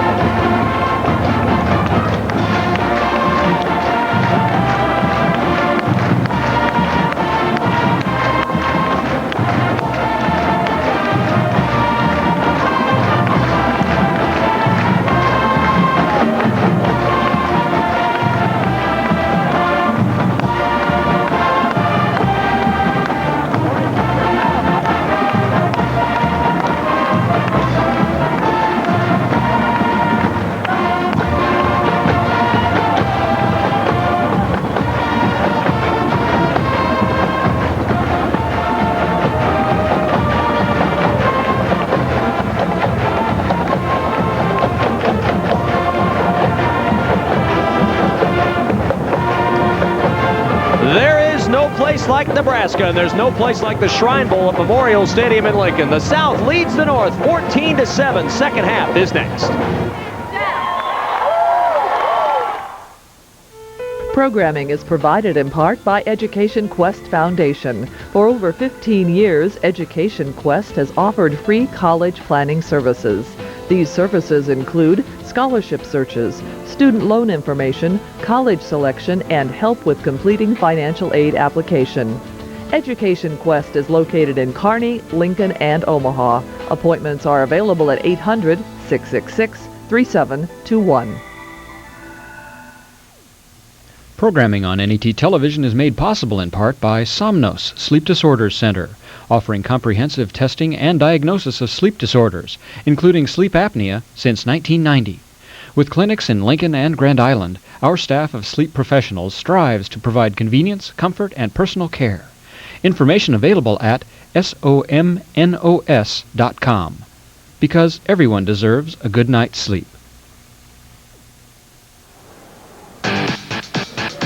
NET sports coverage of the 2006 Shrine Bowl Classic is made possible in part by Nebraska Public Power District, always there when you need us.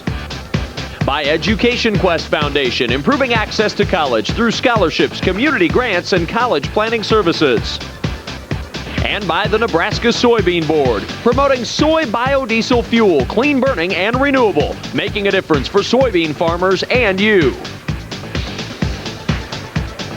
A defensive first half at the Shrine Bowl in Lincoln. South All-Stars lead the North All-Stars 14-7, along with Adrian Fiala and Larry Putney. I'm Kevin Kugler. Great to have you with us tonight. Let's take a look at some of the highlights from that first half. It started early for the North All-Stars. Great field position on the kickoff return. On sort of a razzle-dazzle play, kind of a meet at the 10-yard line. Let's see if we can switch the ball around. Didn't do it. Ritson up the middle, and a good grab there. And now Philip Barrientos is causing that fumble. Alex Anderson picks it up here, goes the distance for the first South touchdown. 7-0 South All-Stars leading, and the theme of turnover would be a familiar theme in the first half, and the theme of good play. Good tackle there by Jay Kropp. And then problems for Waid Vontz as the North defense stout tonight as well. And then the interception by Ryan Reeves, setting up the North All-Stars in good shape again. Ryan Reeves from that linebacker spot, picking it off right there, dropping into that short hook zone. And now Jared Pilot going to toss it up, trying to get the ball to Drew Pope in the end zone. And double covered back there. This is a great hit by Scott Beyer. Form tackle right there. That's how you practice it right there. Great hit right there. And now Waid Vontz going to sneak in for the next South touchdown. He's underneath all that, and he got it. 14-0 at that point, but the North able to rally late as Drew Pope off of a South turnover.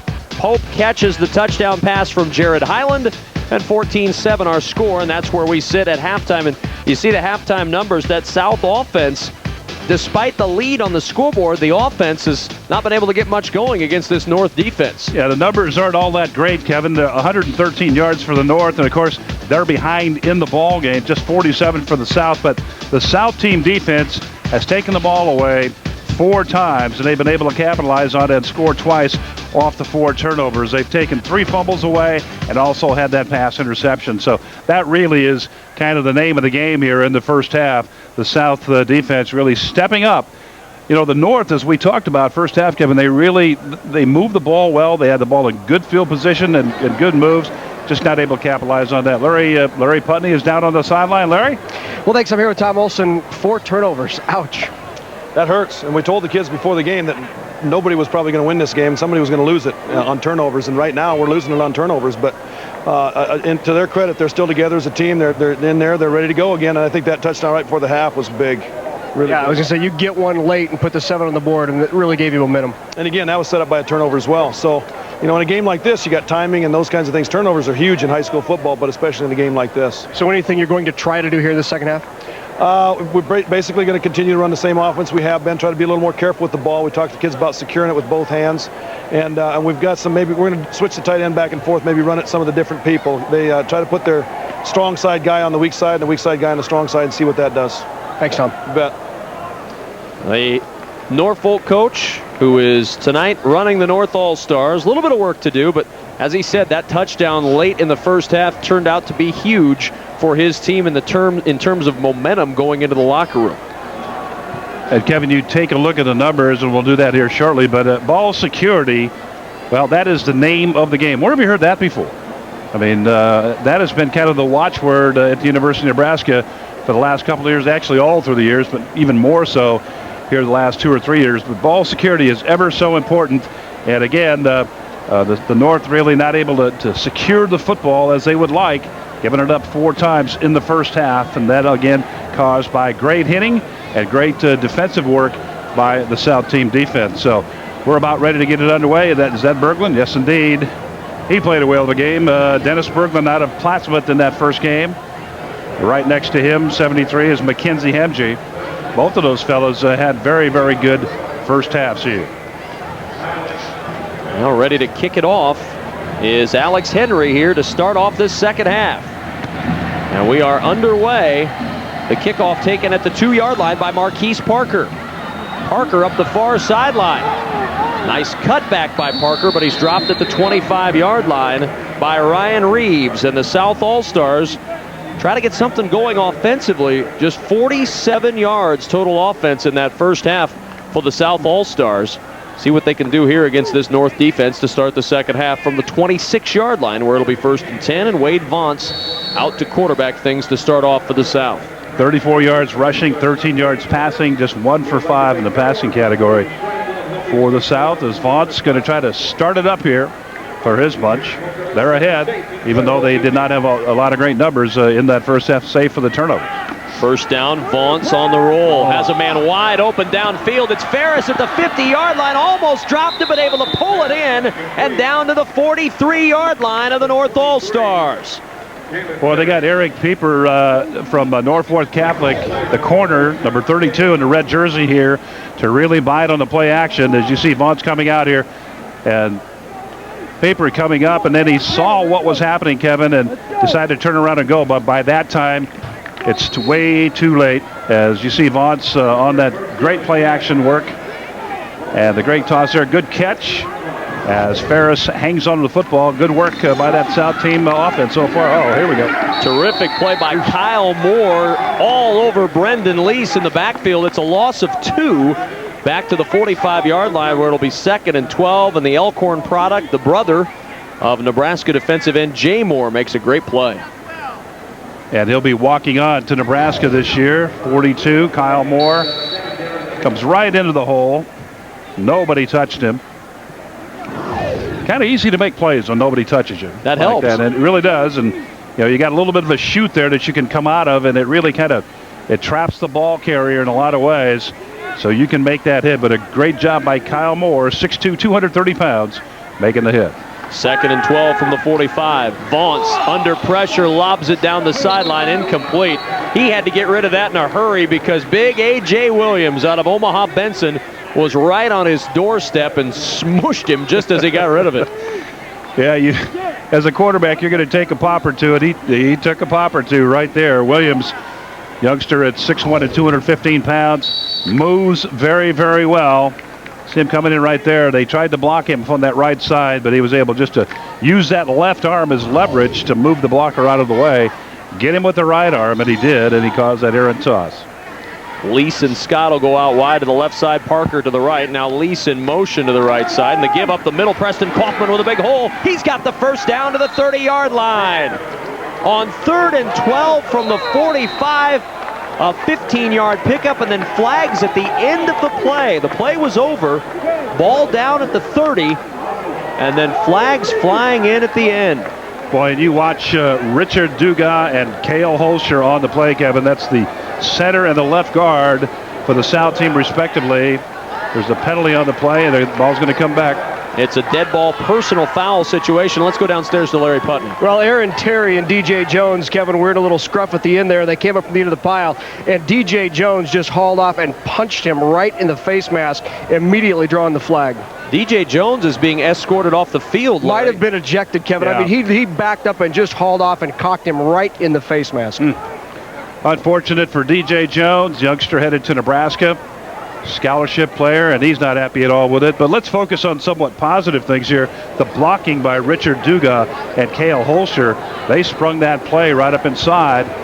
And those two fellows, Dugas the center and Holscher the left guard, again, credit them for just wonderful blocking to spring that play and to pick up good yardage.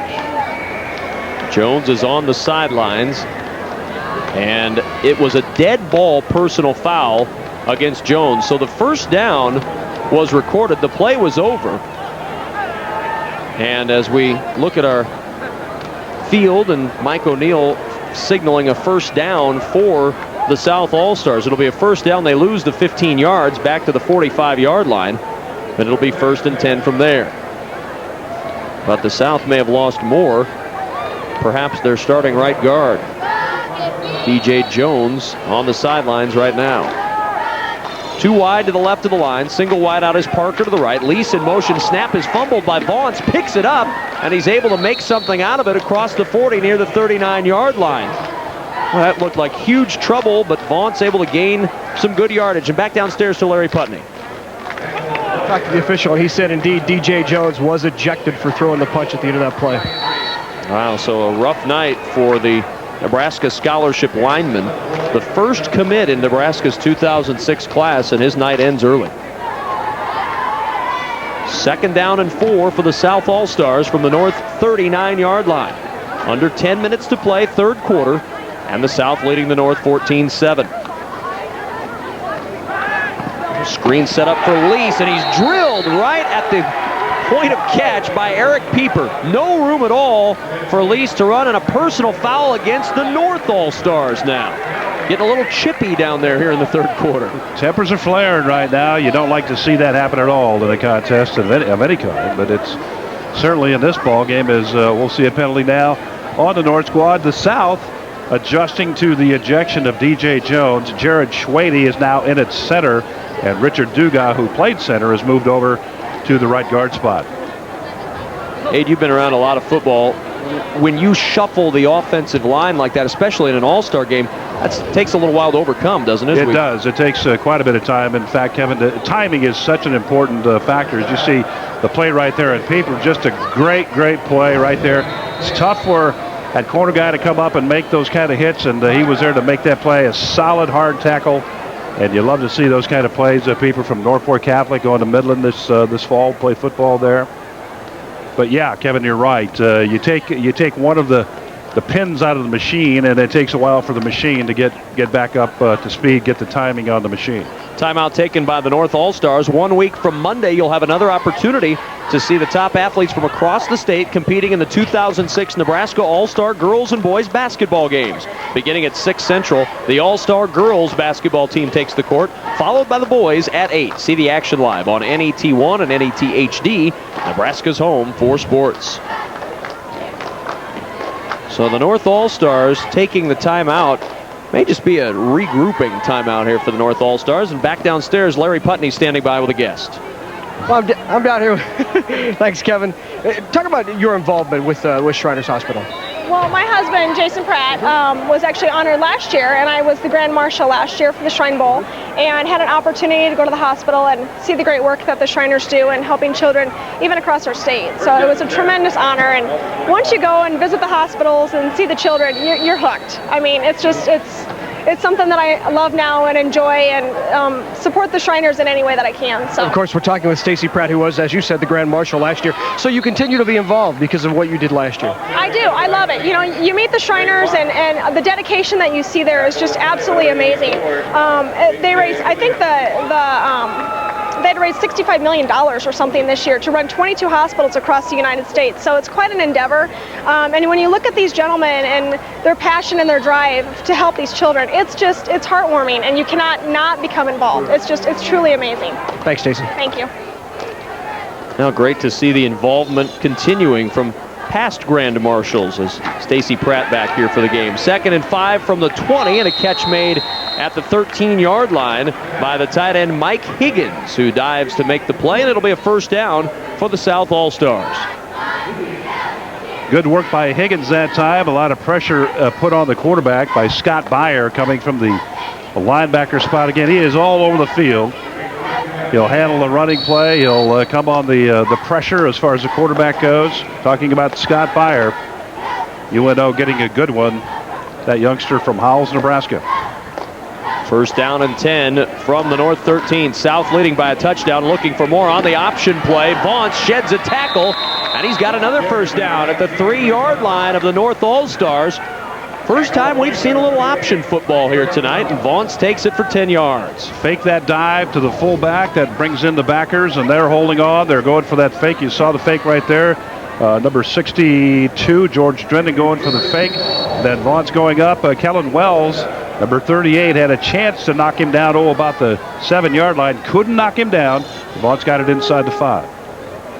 First down and goal from the 3. Vontz on the quarterback sneak. The pile moving forward, and a touchdown for Waid Vontz, his 2nd rushing touchdown of the night. And the South All-Stars have a 20-7 lead. Kevin, they put it in right behind Jared Schwady at the center, Holscher at left guard, and Jurasic at left tackle. And Vontz, Vontz is a strong kid. He's 6'1", 200 pounds, and he just keeps churning those legs. He knows exactly where he needs to go. He knows where that line is, and put it in there 2nd. And this time, the referees were not surprised and got the touchdown on that first play. Greg Zerline ready for the extra point. He's been perfect so far tonight, and perfect once again for the Pius X grad. A 21-7 lead for the South offense, and the offense was able to get something going here in this 3rd quarter. South leads by 2 touchdowns. Well, we want to hear from everyone watching the 2006 Shrine Bowl tonight. Let us know your thoughts on our sports programming on NET, and also tell us if the coverage of the Shrine Bowl is important to you. Write us at NET Sports, Post Office Box 83111, Lincoln, Nebraska 68503, or you can email us at sports@netnebraska.org. Take a moment and let us hear from you tonight. Well, that was an excellent drive, Kevin, by the South squad. Took that kickoff. Marquise Parker took it off. He kind of ran away from his help as far as blocking goes and ran to the right side, but they just took it and marched right down the field. And a well done, well executed series that they had. and put more points on the board. And they were light in the yardage category in the first half, but that drive right there really jumped up their numbers, and they secured the football. Drew Pope stands back at his 5-yard line waiting for the kick from Zerline. 21-7, South leading. And another good kick by Zerline into the end zone. All but one kickoff tonight from Zerline has gone in for the touchback. And so out to the 20-yard line will go the North offense, trying to put something together, trailing by 2 touchdowns with 8:28 to play in the third. Well, Greg Zerline worked very diligently with Josh Brown and Kyle Larson, their camp, Josh Brown and Kyle Larson, to work on his kickoffs, the field goals, all of the kicking aspects, and it really has made a big difference for him, and it's paid off, as again, he'll be going to UNO football scholarship this fall. Ritson in motion on 1st and 10 from the 20. Nice cutback by Harrington, and Harrington out to the 28-yard line. An 8-yard pickup on 1st down. Anthony Fulton had a shot to stop him right there at the line of scrimmage, but that's the problem sometimes. Watch number 61 here. He's going to overrun the play right there. And that's the problem sometimes when you cannot stay under control. You overrun a play, that back cuts back on you, picks up additional yardage, just about picked up the first down, second down, and let's call it a long 1.5. Under 8 minutes remaining in this third quarter. Makovica and Harrington behind Highland. Second and short, the give going to Harrington, and Harrington trying to work out of a tackle. Evan Martin caught him from behind, but Harrington pretty good drive forward to get 1.5 yards on the play, and he's about a half-yard shy of that first down. Take one back one side and coming back with Harrington on the other, Kevin, and just that extra split second right there gave Evan Martin the time to get into the backfield and make the hit, and that's a very important hit right there. That was second 1.5, and now it's third. It's very, very short. They should pick it up, but who knows? A bad snap, all of a sudden it's 4th down. Iverson and Ritson, wide receivers into the pattern as the tight end Koppel shifts to the right side of the line on 3rd down and short. Give up the middle to the fullback, Brandon Williams, and he bangs across the 30 to the 31-yard line. It'll be a first down for the North All-Stars. Exactly 7 minutes remaining in the third. Brandon Williams said there's one thing he likes about playing football, and he said that's the Friday night lights shining on me. And loves a game of football. Williams out of Omaha Northwest, 5'11", 230 pounds. And he likes those Friday night lights. Well, it's Saturday, Brandon, but you're doing okay, my friend. First down and 10 from the 31. Highland to Williams. Williams across the 35, and Williams a 9-yard pickup to the 40-yard line. Tackle made by Philip Barrientos, but a 9-yard pickup brings up 2nd and 1 with 6.5 to play here in the third. Second time now that the North has gotten the fullback out into the route. This Makovica earlier in the ball game. Now Williams on this play showing pretty good hands here as he catches the ball and then heads upfield, and that's a big, big load for some of the lighter cornerbacks to come and try to knock him down. He's 5'11" and 230 pounds. And again, it's tough, but they got the job done. Second down and 1 yard from the 40-yard line. South leading 21-7. North trying to put a drive together. Harrington has the first down, I believe, out near the 41-yard line. It'll be awfully close. Good pursuit out there by Anthony Fulton, the Waverly High product, who was able to make the tackle. Our referee, Mike O'Neill, says, yes, indeed, move the chains. It is a first down. And the North offense keeps this drive going. Important drive right here for this North offense. Trying to rally. 21-7. Trailing in this ball game. First down and 10 from the 41. Highland on the play fake. Throwing over the middle, and it's intercepted into big-time traffic, and the pick by Luke Luchins. Luchins tripped up at the 34-yard line. And how many times have we seen it tonight? The North offense aid starts to get a little momentum, and a turnover turns it away. Well, the youngster from Elmwood, Murdoch, Kevin, he's no stranger to pass interceptions. He was laying back there in the tall grass. He read this play all the way, and he picked off 24 in his career. Comes across with one here tonight. He picked off 13 last year as a senior, 24 in his career. Here's the play action, and Luchins is just going to, again, sneaking back there. Lots of traffic, a lot of players, but man, he's able to come up big. Another turnover for the North. On first down, trouble again for Lease. Not much running room as Travis Uhlman of Elkhorn makes the stop behind the line of scrimmage. It'll be a loss of 3, 2nd down and 13, and we are so pleased to be joined once again by, well, a man who's got a gigantic ring on his left hand, Russ Hochstein of the New England Patriots. That's the biggest ring I have ever seen, Russ. Hold that up there in front of the camera like that. Look at that thing. That's bigger than my head. Hey, Russ, you get a workout, can't you? Well, it's a great honor to wear one of these. And it's a lot of fun. A lot of memories went into winning it. Awesome. That's for awesome. sure. Russ Hochstein from Hardington, Nebraska. Of course, the Shrine Bowl celebrity here with us tonight on 2nd down. Lease coming around the outside edge. And Lease driven down at the 35-yard line. He'll pick up 2 yards, bringing up 3rd and 11 for the South offense. You've had the chance to be around the Shrine Bowl both as a player and now as the Shrine Bowl celebrity. Before we talk about this year, walk us back a few years to when you played in this game and what it meant to you to be a part of the Shrine Bowl. Oh, it was a great experience. It was amazing. You know, when you get selected as a high school kid out of Nebraska, I was from a pretty small town in Hardington, Nebraska, in the northeast corner there of the state, and it was a great honor just to be picked and to play with these great guys and just to see those hospitals and those kids and you really truly get a sense of why we're all here.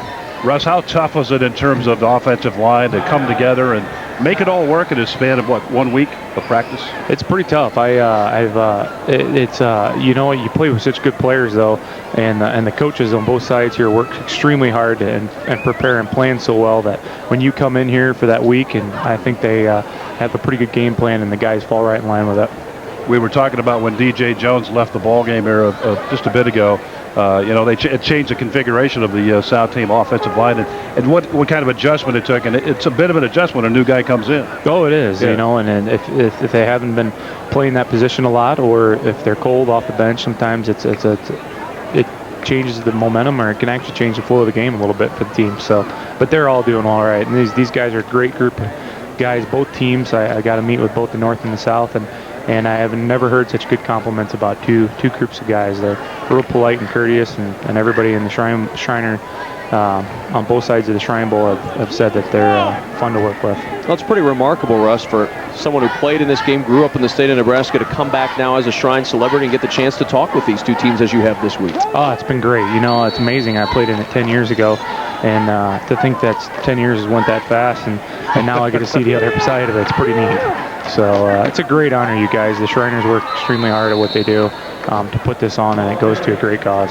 4th down and 7 after a 4-yard pickup by Preston Kaufman up the middle for the South All-Stars at the 31-yard line. And we're going to get a chance to see Greg Zerline come out and try the long field goal here. You talk about a guy with a big-time leg. He's headed to UNO on a football scholarship, 9 for 14 in the field goal department as a senior.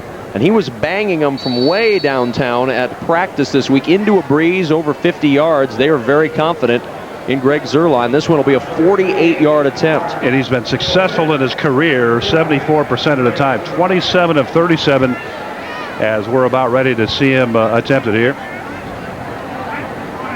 Zerline ready. It's got plenty of distance, and it will, does not have the distance. Fell just a bit short. Looked like it had plenty of leg. It was on target, but a little bit shy. And the South offense will come away scoreless in this possession. NET Sports coverage of the 2006 Shrine Bowl Classic is made possible in part by Nebraska Public Power District, always there when you need us. By Pinnacle Bank, with over 45 locations statewide. Pinnacle Bank, the way banking should be. The Nebraska way. Member FDIC. And by Somnos Laboratories, offering comprehensive testing and diagnosis of sleep disorders. SOMNOS.com. First down and 10 from the 20, and Highland and the North go into the air, and a great defensive play by Alex Anderson, who is very quickly etching his name into the Shrine Bowl record books. He's closing right in on that defensive MVP award. I've got the first name of my ballot put in. We'll see how it goes from here on out, Kevin. But Alex Anderson having a great ball game today. Russ Hochstein joining us, former Nebraska offensive lineman and now current member of the New England Patriots. That's about it for you, isn't it? You head to New England here in the next couple of days for camp. Sure is. Vacation's almost over. I have about 3 days left before camp, and the grueling month of training camp is a long time. But we're excited, and the Patriots are ready to go, and we'll see what we can do this year. Russ, tell us about it. I mean, we know what two-a-days are like in college and how extensive that is and how tough that is. But tell us about pro training camp. It's long. It is extremely long. Okay. Yeah, people. When you go into an NFL training camp, it is very physical. They don't waste time. You put pads on right away, and you hit knockheads, and they throw a gigantic playbook at you right away. And for a lot of the rookies who come in, it can be pretty overwhelming at first, but you settle in over time.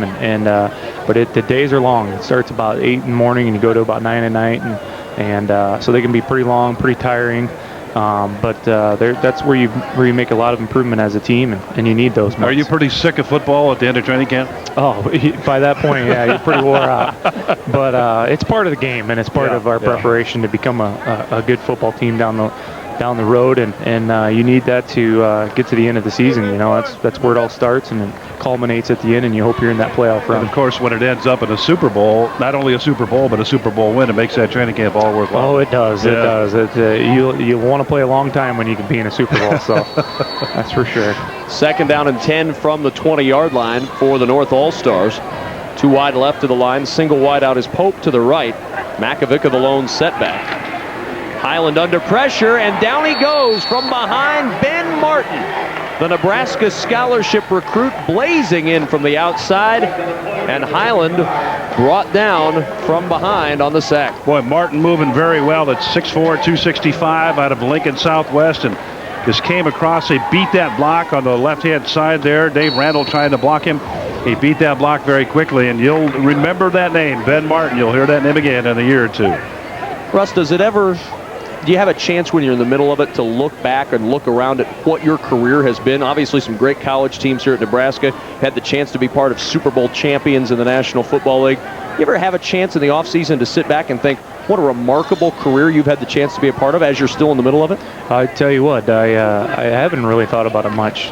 I'm so worried about the future all the time, and in New England, they always, our coaches do a great job of teaching us that, you know, what happened in the past, let's move on and worry about the next year. So when I'm done playing, I'll see it. Kevin, we just saw the hook and lateral play. They threw a ball to Jake Iverson, and then Harrison Lingenfelder coming out of the offensive line, and he laddered it off to Big Harrison, trying to get it going at 6'5" and 230, but the South team ready for the play and not able to advance it any further. 4th down and 10. As I understand, Bill Belichick has that in plan this year for the New England Patriots, and Russ Hochstein. Russ is going to run that. That day probably will never come, guys. Won't. I got to ask you this. You've had great success at the pro level, great success at the collegiate level, as we see the punt here by the North team. Parker takes it at the 41-yard line, dancing around, but he's got nowhere to go. Lingenfelter closing the door, and the South offense will go to work near the 44-yard line. Essentially, the point is you've been on winning ball clubs, collegiate career, pro career. Let's go all the way back to your high school career. Was it the same at Hartington for you? Yeah, we were very fortunate all through high school. As you see a few pictures, I was lucky enough we went to the playoffs almost, I think, every year I was in high school, and had a lot of fun. I grew up in a great community that supports me to this day, and it's fun to go back and see all those people, and it's amazing how many cards and letters I get every year from people in my hometown. You've never really had a losing year, have you? Well, let's hope it stays wow, that way. That's amazing. That's amazing. Waid Vontz complete on the pass to Mike Higgins at the 46-yard line. Good open field tackle by Tyler Saborn at the 46-yard line. It'll be a pickup of just a couple of yards. 2nd and 8 for the South All-Stars, leading 21-7 as we look at Russ a little bit more action from the Husker days. Pretty good football teams you were a part of here at the university. Yes, I was. I was very fortunate to be with a good group of guys, and we had a lot of success here, and I dreamed of playing at Nebraska, and it was really a dream come true when I got to finish my career here. So a lot of fun, and I wish all these guys who are leaving from this game tonight to play down here, I hope they enjoyed as much as I did. Second down and 8 from the 46-yard line. Parker in motion. Lease the carry and a big hole to run through. Lease trying to bounce it to the outside, and Brendan Lease down near the 31-yard line. A 15-yard pickup for Brendan Lease, his best run of the night, and a first down for the South All-Stars. Russ, if you were going to give high school youngsters any advice in terms of their athletic careers, what would it be as we take a quick look here at the replay? Watch Lease do a little jitterbug here, runs right away from Jay Kropp on the play, and heads upfield. But again, advice to youngsters. I definitely got to push education on these guys. There's nothing more important when you graduate high school is going on and getting a degree. That degree will outlive any football days you have, and it won't matter how many touchdowns you scored. Because athleticism and being a player of any sport will end in some time.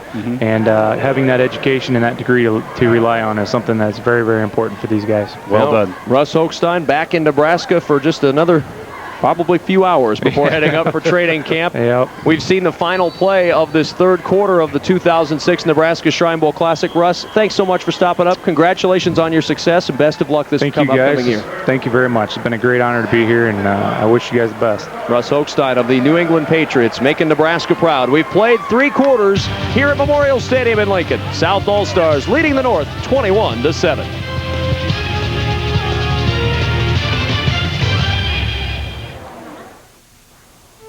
Programming is provided in part by Education Quest Foundation. For over 15 years, Education Quest has offered free college planning services. These services include scholarship searches, student loan information, college selection, and help with completing financial aid application. Education Quest is located in Kearney, Lincoln, and Omaha. Appointments are available at 800-666-3721. Programming on NET Television is made possible in part by Somnos Sleep Disorders Center, offering comprehensive testing and diagnosis of sleep disorders, including sleep apnea, since 1990. With clinics in Lincoln and Grand Island, our staff of sleep professionals strives to provide convenience, comfort, and personal care. Information available at somnos.com,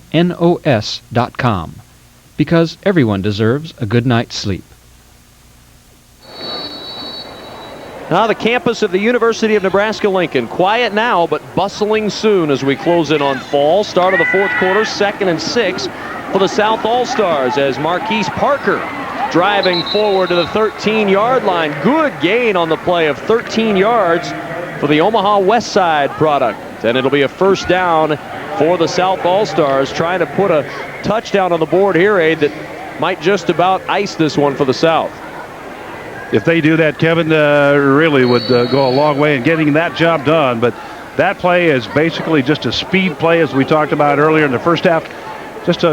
We call it the flash play, and you run motion one way or the other, and it's all based on timing, and the defense really is surprised, and it's very difficult to react to that play. And again, a good pickup by Parker on that last run, and it puts it down inside the 15-yard line. Timeout taken by the South All-Stars. They have one timeout remaining, as does the North, with 11:35 remaining in this fourth quarter.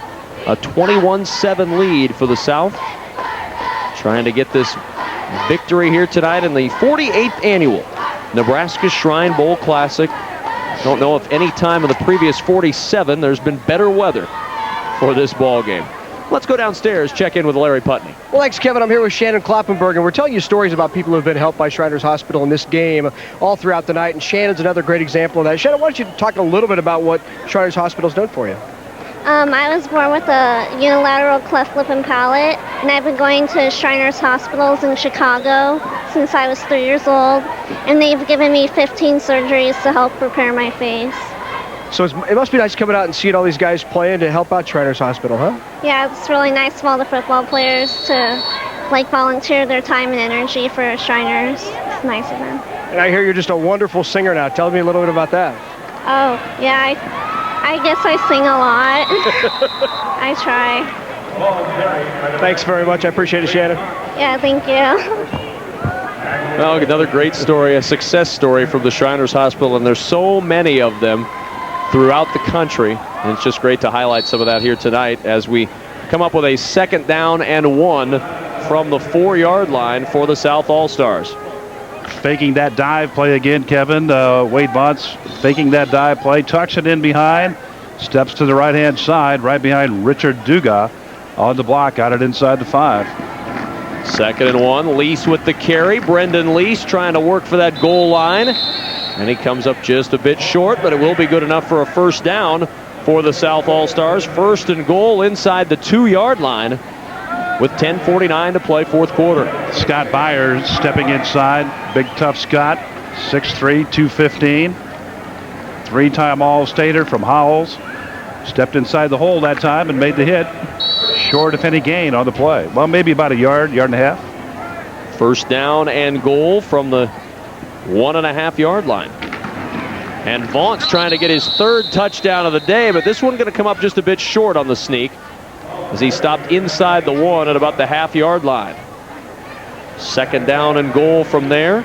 South All-Stars letting that clock run a little bit here. 21-7 lead and very close to more. Probably let her run down as they line it up here, Kevin. He likes to go to that right side. He's got ball protection on the right side. He got Duga over there to block, Schwady to block. See if he does it again. Not just right straight up.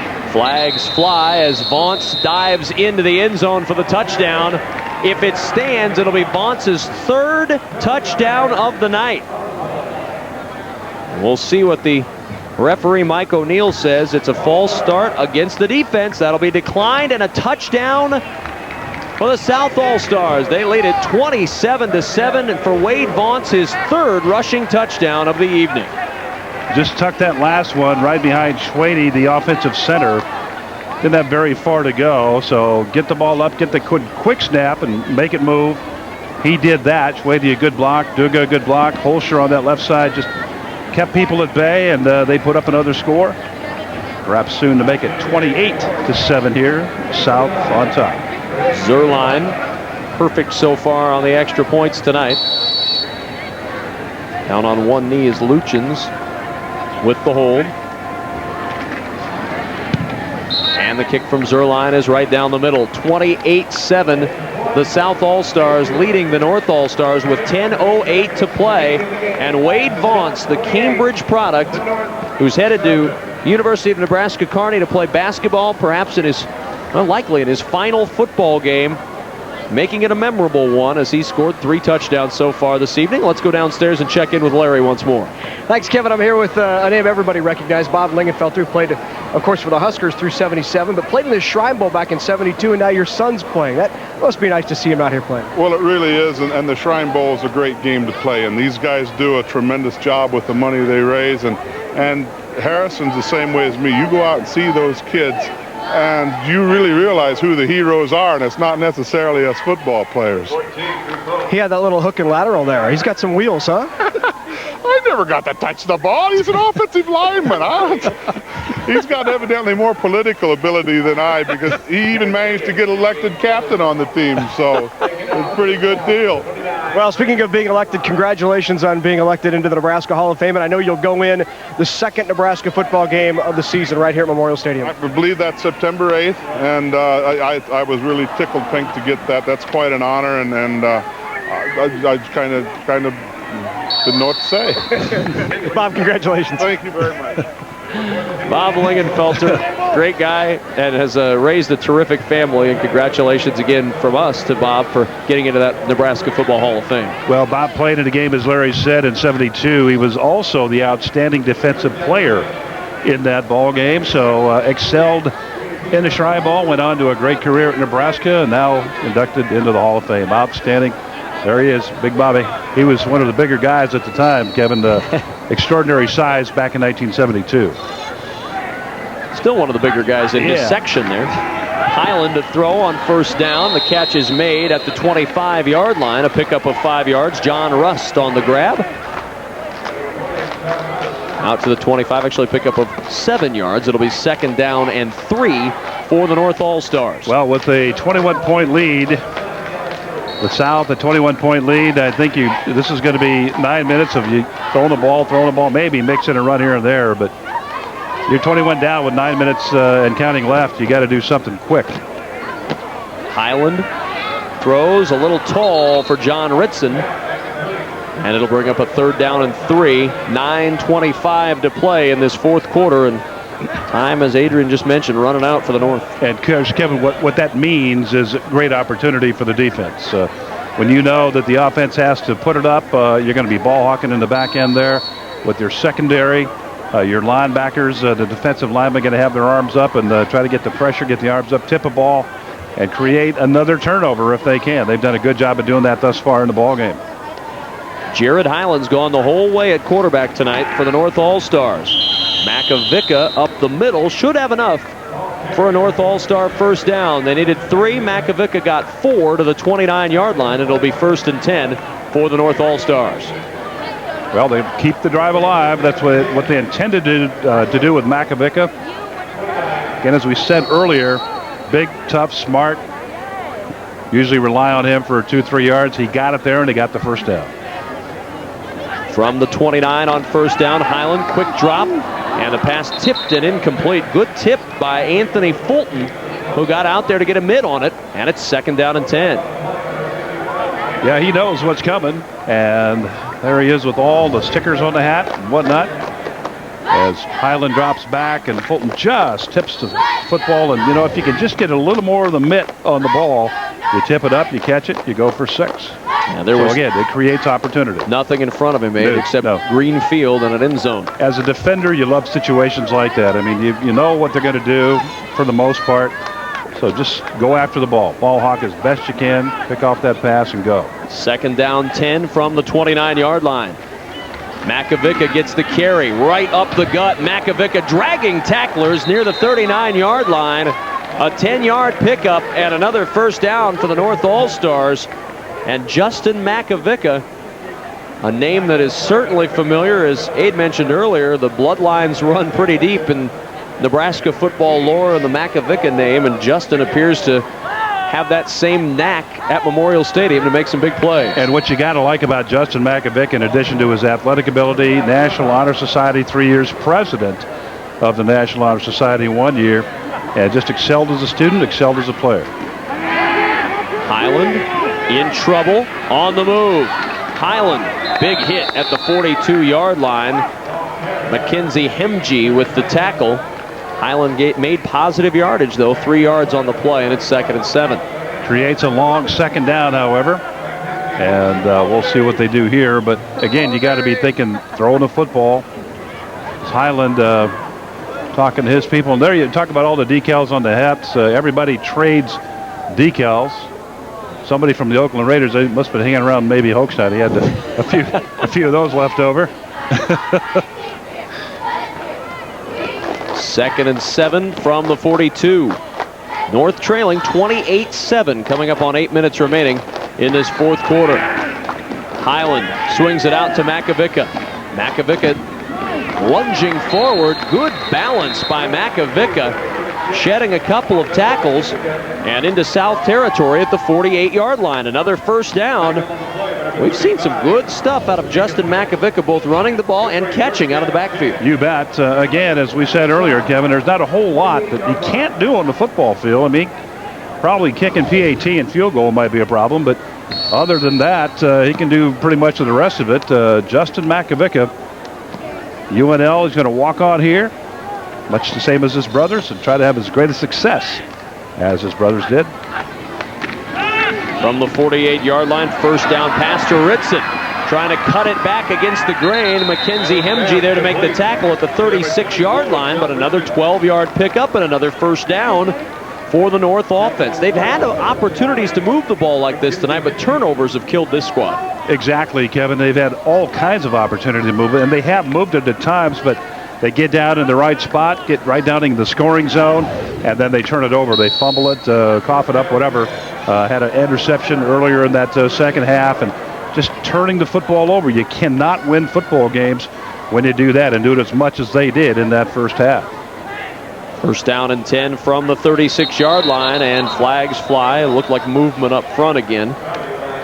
And if it's against the North, this is a familiar pattern for this North offense. Get a little momentum, and then a penalty or a turnover.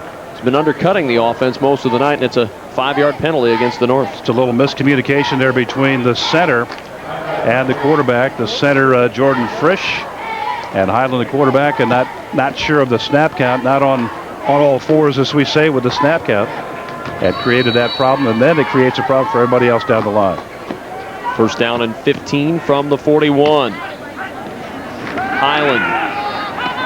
Catch not made at the 35-yard line. Hit Pope in the hands, and he couldn't pull it in, and he's frustrated with himself. That's a catch that Drew Pope makes 99 out of 100 times. Caught 25 balls last fall for his high school team, Shadron, for over 460 yards and 10 touchdowns, Kevin. And yeah, he can do it. He's got good hands, but again, look it in the hands, secure it, and then run after it. Second down 15 from the South 41. Highland, straight drop, pressure coming up the middle, and Highland throws another interception.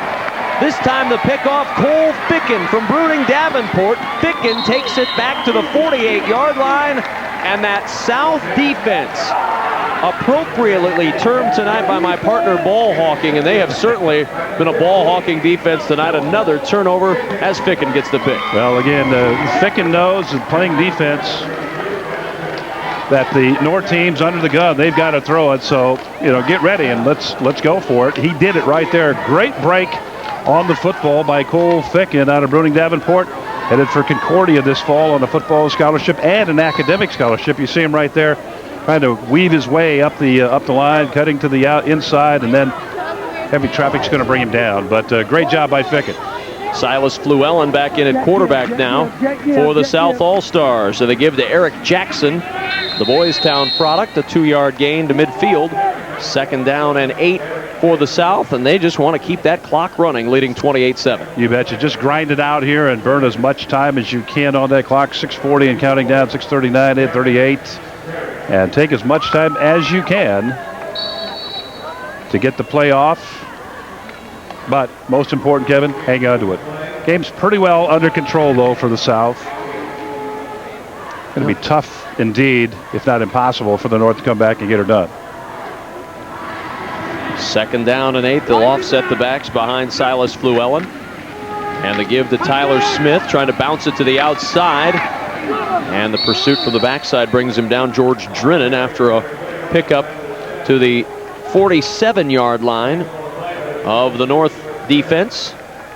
And it's going to bring up a third down and about 5.5 yards here for the South offense, leading at 28-7. Tyler Smith right there getting his licks in. Tyler at 5'8", 165 pounds from Bellevue West, and packed together pretty tightly right there and trying to break it upfield, make something happen here for his ball club. Is 5:38 counting, as you see their right-hand top, and the South team just enjoying the ball game right now. In the shotgun on third down and 5. Fluellen to throw. Has all kinds of time looking downfield, and his man cannot pull it in. Marquise Parker right off the tip of the fingers. Pretty good coverage out there, but a nicely thrown ball by Silas Fluellen put it in decent position for Parker to get a hand on it. Like Brian Grell here on the coverage deep, fighting hand-to-hand on that deep coverage on a just a go route, and you'll see it right here as both players, great job there, knocked it up in the air. I think it was indeed 18 Grell here. Vontz to punt it away on fourth down and 5. Taken at the 14-yard line. Nifty move initially by John Ritson, and he's stopped down at the 18-yard line, and that's where the North will go back to work. First down and 10, trailing 28-7. Well, everybody, we're pleased to have my colleague here in the booth with us tonight, the 3-time Nebraska Sportscaster of the Year award winner. And Kevin, great job. 3 times in a row, my friend. That's incredible, but it's outstanding. And I know a couple of years ago we had talked about that, and it's happened every year. So, and well deserved and well done. And here we see your presentation being made by Jim Nance. Outstanding stuff. I appreciate that. You've had the chance to be there as well, and it's a lot of fun and a great night. And a first down pass by Iverson, and it's dropped at the 45-yard line by John Ritson, who had broken free behind the defense. If he pulls that in, it's 6 for the North. And that's what they needed very quickly, was a quick score, because if he does indeed catch it, Kevin, he has gone to the races, but did not happen. And Kevin, again, as you said, we both had that opportunity down there, and it's such a great experience, not only personally, but just to meet all the people in the business, to be involved with that program down there in Salisbury, North Carolina, and it's an outstanding time and pretty humbling, too, at the same time. No question about it. It's a tremendous honor. Well, I'm happy to work with you as a colleague and a friend, and congratulations once again. It's well-deserved, and carry on. Thank you very much. Let's see if it'll go again. Appreciate it. 3rd down and 10 now for the North All-Stars. That first down play kind of underlines the night the North All-Stars have had. Missed opportunities, turnovers, penalties, chance there if they secure it for a touchdown. It's just been kind of just a step off tonight for the North All-Stars. And they've had probably 5 or maybe 6 balls in terms of receptions, Kevin. They should have had, just like that one right there, should have had another reception. And if they get some of those, they're going to be okay. But obviously didn't happen. Iverson on 3rd down, going over the middle again, and his receiver got turned around. Drew Pope couldn't turn quick enough. Good coverage by Jacob Witt for the South All-Stars, and it'll bring up a 4th down for the North, and Alex Henry and the punt squad will come on for the North offense. 28-7. It's been a dominant performance tonight by this South squad. And if they hang on for the win, and things are looking very good right now, over the last 10 games, it'll even the series between the North and the South. 5 wins apiece if the South hangs on tonight. Well, I think the chances are pretty good that is going to happen. It'll take a miracle of some kind for it not to happen. As a punt floater is heading down the field. They're going to get a good bounce again, though. Yeah, Henry's average will be helped by that hop as it's down to the 26-yard line, and Larry Putney's found another special guest somewhere down on the field. Larry? Well, this is a field that he spent a lot of time around, Kevin. I'm with Doc Duga, who for 16 years was an orthopedic surgeon for the University of Nebraska. And as many people know, he's decided to move on. In fact, your entire family is now down at LSU. Your son Rich is playing tonight, and he came back just for this game from Baton Rouge. Right, we had moved about a month ago, and he had been picked to play in the game and was excited about coming back to play. So we brought him back. He spent time out at Doane's, had a great week. He's been able to play most of the game tonight. He's played center and guard and defensive tackle, so he'll be tired for his last time here in Memorial Stadium as a player. Now, you said that he's going to walk on down at LSU. Right, he was asked to walk on. He's a deep snapper, and he'll play center for them down there someday. What are you going to remember the most about being here at the university? You were here for 16 years. You saw those glory years. You started in 90. What are you going to remember the most? I think the dedication that the players, the whole state, the staff has with the university here. With them, it truly is a passion. It's passionate everywhere, but not having the other venues to go to, such as the professional sports, that everyone is so excited about Nebraska football and Nebraska athletics in a whole, that the passion just overflows. Red is red, and it comes straight from the University of Nebraska. Very well said. We certainly wish you and your family the best, and we wish Rich the best down at LSU. Thanks a lot. Iverson on a little razzle-dazzle. The catch is made down at the 4-yard line by Jared Highland. And it'll be 1st and goal for the North, trying to capitalize on the fumble from the South. Capitalize on the fumble and also capitalize on 6'6" and 210, and that's what Highland is. As you see Iverson making the pitch right here. A left-handed pass, left-handed throw, as you see, and Highland there to make the grab and put his team in a position to score. So razzle-dazzle and taking advantage of the abilities of everybody as they try to knock on the door and get it in, Kevin. 1st down and goal from the 3-yard line. Makovica and Harrington behind Highland. On 1st down, they set up the screen. Yostin in some trouble, breaks one tackle, but he cannot get away from Pat Ackerman. And he'll end up losing about a half yard. It'll be 2nd down and goal back near the 4-yard line. A quick screen over there. John Ritson trying to get a block on the corner and just cannot get it done. As you see, Luchin's coming in to make that play. So they're getting down close. What do we got here? About 3:43. Need to score very quickly here. 2nd down goal Highland on the sneak, and he gets driven back. Dennis Berglund flying over the top to make the tackle. And the clock will stop with 3.5 minutes remaining as the North All-Stars take their final timeout with 3.5 to go, facing a 3rd down and goal from the 2-yard line. Tom Olson wants to be sure his team capitalizes on this opportunity here late in the 4th quarter. Watch Backyard Farmer every Thursday night at 7 Central Time for all your lawn and gardening questions. Make your gardening easier with Backyard Farmer each week on NET1.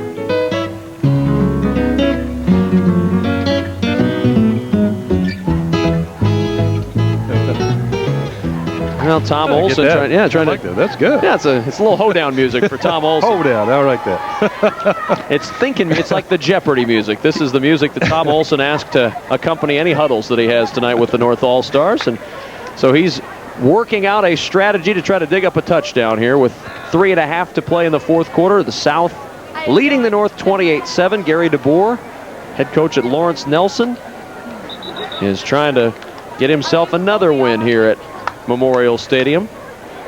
Kevin, one thing I wanted to finish up with Rich Duga, his dad Bob. Of course, we all know him as a team orthopedist. Great football player in his own right. He was a 2nd-team All-American, three-time All-SEC, and academic All-American at LSU back in his day. 3rd down and goal. And the give up the middle to the fullback, Brandon Williams, and he burrows his way into the end zone for the touchdown. Brandon Williams from Omaha Northwest, and the Eagle Scout puts 6 on the board for the North. You know, back in K-State's day, there was a fullback by the name and an I-back by the. Oh man, here we go. I'm gonna blow this one, fans, because I just lost the name. Cartwright? No. The little guy was about 5. Matt Karen. No. And Williams reminds me a lot. He's a bit taller, obviously. They have him at 5'11" and 230, but Matt Heron was about 5'7" and 230, but he was like tackling a fire hydrant. I mean, he punished you every time you hit him. Here's a kick.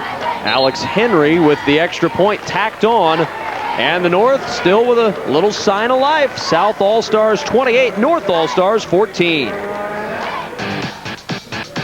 NET Sports coverage of the 2006 Shrine Bowl Classic is made possible in part by Nebraska Public Power District, always there when you need us. By Education Quest Foundation, improving access to college through scholarships, community grants, and college planning services. And by the Nebraska Soybean Board, promoting soy biodiesel fuel, clean burning and renewable, making a difference for soybean farmers and you. Well, if you'd like a DVD of the 2006 Shrine Bowl Classic, just log on to netnebraska.org and click the sports link or call 1-800-228-4630 beginning Monday morning to order your DVD. You'll be able to enjoy this year's Shrine Bowl for years to come. NET is Nebraska's home for sports. 28-14, South All-Stars. They're relaxed, not too worried about it at this point. 3 minutes and 27 seconds to play. Still a 2-touchdown lead.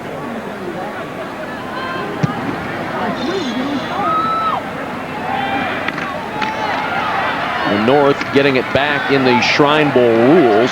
So the North going to work again, and a chance to move it out and start at the 26-yard line. So you're probably wondering, well, gosh, didn't they just score? What are they doing here? But Shrine Bowl rules allowing the team that's down late the chance to get it right back and come from behind. Second half, if you're down 10 points, by 10 points or more, you get the ball back, and that's what happened there. And let's see, 21, they'll have a little bit of a problem next time around, but they need to get the ball in the air and get it down the field or get a bust or a break somehow and get a quick score if they have any chance whatsoever here. 3:18 left.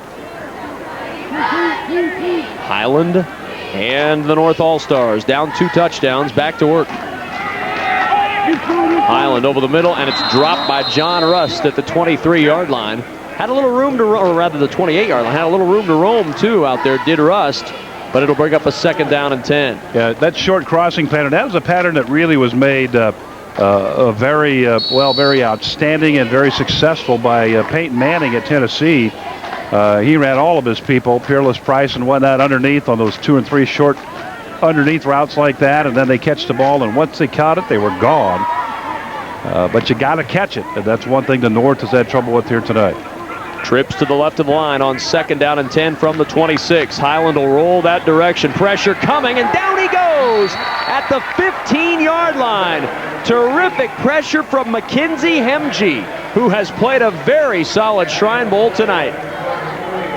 Highland just naked out there trying to generate the long pass. Double team on the block right there. The tackle stayed in, and Hemge just comes up free. Nobody there at all, and Highland not able, he's looking downfield and trying to pick out a receiver, not able to avoid the on-charging Hemge. Great play by Mackenzie Hemge from Hastings Adams Central. 3rd down and 21 from the 15. Trips to the right of the line this time. Highland looking that direction, and the pass too tall for Brady Harrington underneath, and it'll bring up 4th and 21. Clock stops with 2:28 to play in the 4th quarter. And the North offense unable to get it going again after the touchdown. Kevin, even if he hits the pass, there's hardly any gain, or it's going to be a problem because 2 defenders right there to make the play. So you got to try to find somebody else out, maybe pump fake that flat pass and try to head it upfield, but not able to do that. And they are indeed going to go ahead and punt it away. Alex Henry and the North offense. On 4th down, it's a fake.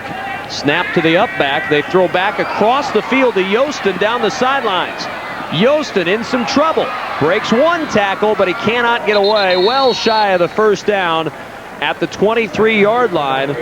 So a little bit of trickery as it was snapped to Eric Pieper, the short back, and that started the series of plays that results in a gain, but not a big enough gain for the 1st down. That's why I said when they lined up for punt, because I thought, wow, what do you got to lose? This game's decided already, but give it a go. And yeah, they did, just kind of disguise it a little bit and come up short. The North All-Stars trailing by 2 touchdowns, no timeouts. They cannot stop it as Vontz on the option play.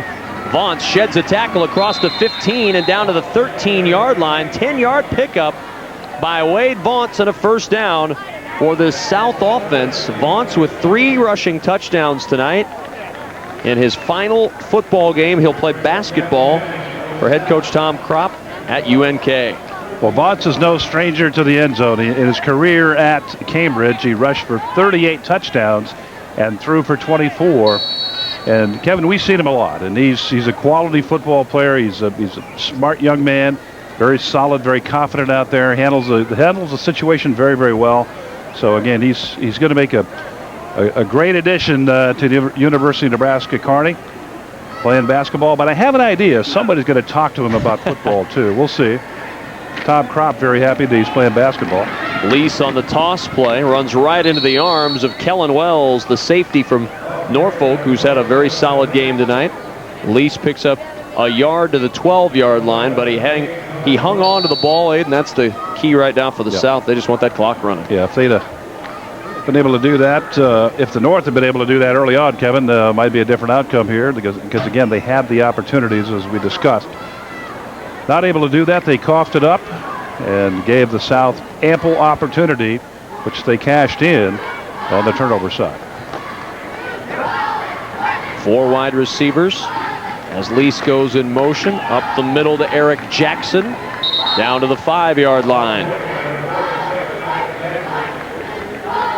I think they're going to try to put it in here. Well, I don't know. I'd be surprised. You know, the North cannot stop it, and 3rd down and 2, get that 1st down, and then maybe just take the knee. Going to have to snap it at least one more time. South offense and the South All-Stars, big grins over there. They know they've got this one pretty much in the bag. 3rd down and 2 from the 5, 30 seconds to play in this 48th Nebraska Shrine Bowl Classic. And a big hole up the middle and a touchdown for Tyler Smith. Well, that answers my partner's question. Yes, they are going to put it in, and it's 34-14. Well, what happens in a situation like that is obviously the offense, I mean, they're rare to go. They want to score, and they're going to try to do everything they can. tremendous block up front there. Did you see that block there? 67 Kale, that is, Holscher, youngster out of Ogallala. Terrific block to spring Tyler Smith up inside. And Smith, he's going to go for it too. Now the defense, hey, they know what the situation is. It's going to be tough for them to motivate to get it done. So good job on the left side, and Smith just blasts one in there. Zerline to try to make it a perfect extra point night, and he does. Nailing his extra point. Perhaps his final kick as a high schooler. As we watch the replay again, Tyler Smith with the touchdown. Left side of the line, again, doing the job incredibly well, and Smith able to blast it on in there. Rushed for over 1,260 yards at Bellevue West this year. Well, we're just a few weeks away from the opening of the 2006 Husker season right here at Memorial Stadium in Lincoln. And join us Tuesday, August 29th, our preseason Big Red wrap-up, as we take a closer look at the upcoming season. Adrian will be there. Sean Callahan of Huskers Illustrated will be there talking recruiting, special guests, highlights, a lot of fun all season long. Mark your calendars. It's Big Red wrap-up every Tuesday night live at 7 Central, beginning August 29th, right here on NET, Nebraska's home for sports. Gearing up for another football season. Every week we'll be there. Lots of fans have the opportunity to travel quite a bit, and lots of fans throughout the state, Kevin, remark about Big Red Wrap-Up. And so looking forward again to another season of Husker football, and a lot of great expectations for the Huskers this year. A lot of people predicting the Huskers to win the Big 12 North. It'll be a great year. Ball knocked loose for the moment off of the hands of one of the up men on the squib kick. 19 seconds to go when the North finally able to cover at the 26-yard line. That's where they'll start. First down and 10 with 19 seconds to go, trailing by 21. And now the North will try to make it a little more respectable here as we close out this 48th annual Shrine Bowl Classic. Great night for football here in Lincoln. Just a picture-perfect night. Sun's down now, and temperatures, which never got above 85 for the most part today, moderating into the 70s here this evening. Just a gorgeous night. One of the few times we haven't had to talk about heat. Haven't had to have heat breaks tonight. No misters up in the booth this year? No. Highland over the middle, and the catch is made at the 43-yard line by John Rust on the slide.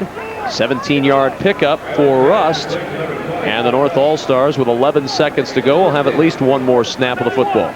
Let's see if they run the same route over here. And last time, John Ritson was flying down the far sideline, pretty much open on the play, but the backs are down there deep. There goes Ritson. Highland throwing, and it's caught at the 45-yard line of the South All-Stars. Rust again with the catch. 2 seconds to go. The North's going to have to get up on the line very quickly and snap it very quickly after the official said it. 2 seconds left. Will they get off the play? Looks like they will, and it's spiked, and the time is up. Spikes the football. Time has expired. We'll see if they put 1 second back on the clock. Yeah, the ball did hit the ground with 1 second left, so we'll see if they do that or not. No, they call it. This one's all over. The Shrine Bowl Classic in the books. The 48th Nebraska Shrine Bowl Classic goes to the South All-Stars. 35-14. Gary DeBoer and company winning it for the South in a game that was up and down, certainly for the North All-Stars, but you look back on this one, and turnovers are going to be one of the big headlines for this game. You bet, Kevin, especially for the North. They really gave it up in that first half, and that was critical to their effort. The South, however, came back in the second half and really caught fire on offense and really took it to the North Ball Club. So 35-14, all South today, and well, congratulations to both teams, both coaches. Well done. There's some tough weather here this year. South All-Stars with a victory, 35-14 here in this 48th annual Nebraska Shrine Bowl Classic. We'll have more from Memorial Stadium in Lincoln in a moment.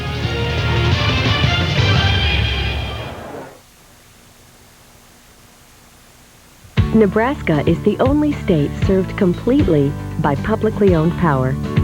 That means our success isn't determined by how well we serve stockholders, but by how well we serve fellow Nebraskans. It means Nebraskans working 24 hours a day to provide uninterrupted service, and affordable electric rates to other Nebraskans. Always there when you need us. NPPD. Together with your local public power utility. This program is brought to you by the Nebraska Soybean Checkoff. Soy biodiesel is a soy-based, clean-burning, renewable fuel that can be blended with petroleum diesel to reduce America's dependence on foreign oil. Soy biodiesel, making a difference for Nebraska's soybean farmers and you. Around here, being direct is the best approach to most everything. Straightforward. That's the Nebraska way. And at Pinnacle Bank, we think that's the way banking should be. A good neighbor is better than a far-off brother. You can always count on them to lend a hand. Reliable. That's the Nebraska way. And at Pinnacle Bank, we think that's the way banking should be. NET Television has been recognized by the Nebraska High School Rodeo Association for outstanding coverage of the Nebraska High School Rodeo Championships. NET Television is proud to be part of Nebraska High School Rodeo Championships each year and is committed in bringing quality local programming to Nebraska.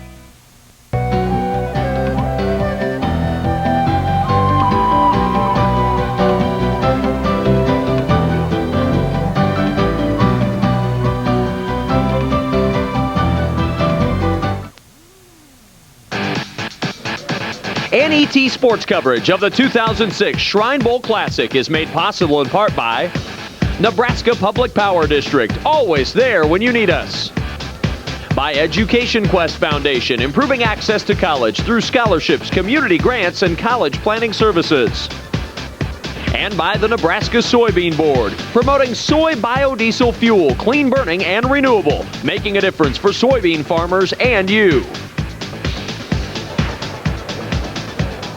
Well, the South All-Stars with a victory tonight, 35-14, your final. South over the North.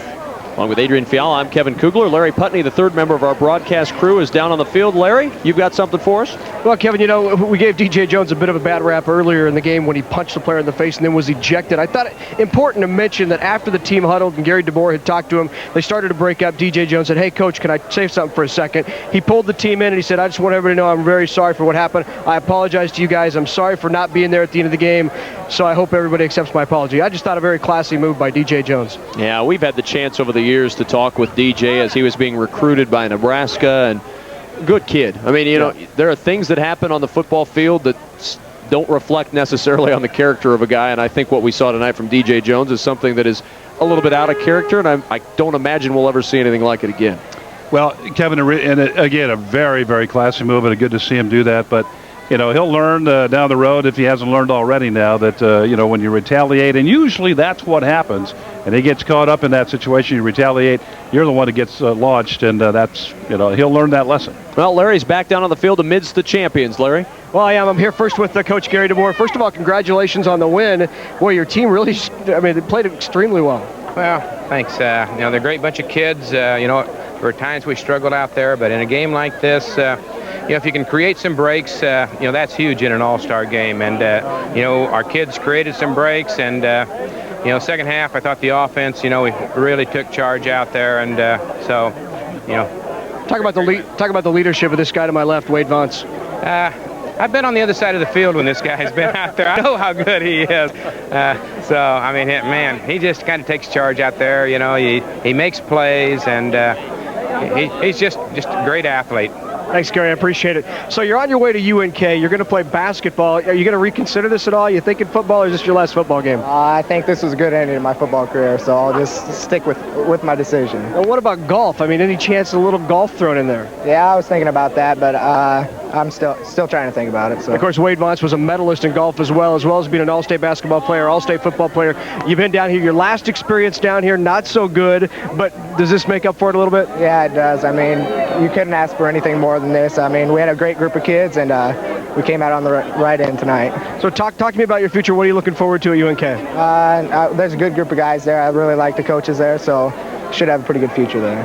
Well, a terrific athlete. He's a basketball player. He's a golfer. Wonderful football player. Talk about your experience in going to Chicago and what it means to be able to play in the game. You know, that just opened my eyes a lot. You know, you see those kids who are so unfortunate that they can't walk or they can't do those kinds of things. So it just makes you think a little bit how lucky you are to be able to do these types of things. The offensive MVP, guys, Waid Vontz. 3 rushing touchdowns tonight and led this South All-Star team to a 35-14 victory. And Tom Kropp's getting a whale of an athlete with that UNK Loper basketball program in Kearney. Indeed he is, Kevin, and I'm sure he will focus, as he said, on basketball, but I have a sneaking suspicion that they're going to talk to him a little bit about that football team out there, maybe coming out and trying that out. Let's also tip our hats to that South team offensive line tonight. Really did a fine job, controlled things up front there. Darren Jurasic, Cale Holscher, Rich Duga, DJ Jones, Steve Gooden, and Jared Schweedy, all a fabulous job. And again, I want to compliment Gary DeBoer and he's just a first-class guy and great to work with. And his assistants, Dan Lenders, Kirk Peterson, and Bob Sexton. And then for the North team, Tom Olson, congratulations to you. Fought hard. And his assistants, Travis Hawk, Jason Polk, and Dave Zvela. All those guys really, giving up their time to come and play. They love this game, but giving up their time from family and friends and whatnot, Kevin, to come and coach and do a great thing for a great cause here. So everybody, even though there's a winner and a loser, in this game, there really isn't anybody that loses. Everybody wins in this event. So, again, congratulations, everybody, and good luck to all the youngsters going on to college. Alex Anderson, who we had the chance to talk with earlier in the game after he scored the first touchdown of the ball game for the South, is named the defensive MVP. He also had an interception, made a lot of plays tonight. A well-deserved honor, and congratulations to Alex Anderson, the Omaha Scud product. Yeah, he was all over the field, as we said earlier in the ball game, and you look at him, you look at Dennis Berglund also. He'll be going to Nebraska this year. And those two guys really come to mind as far as defense goes, Kevin. Well, the terrific performances tonight for both of these teams. And as Larry told us in the open, over 40 scholarship players that are headed off to play football on scholarship across the state or across the country.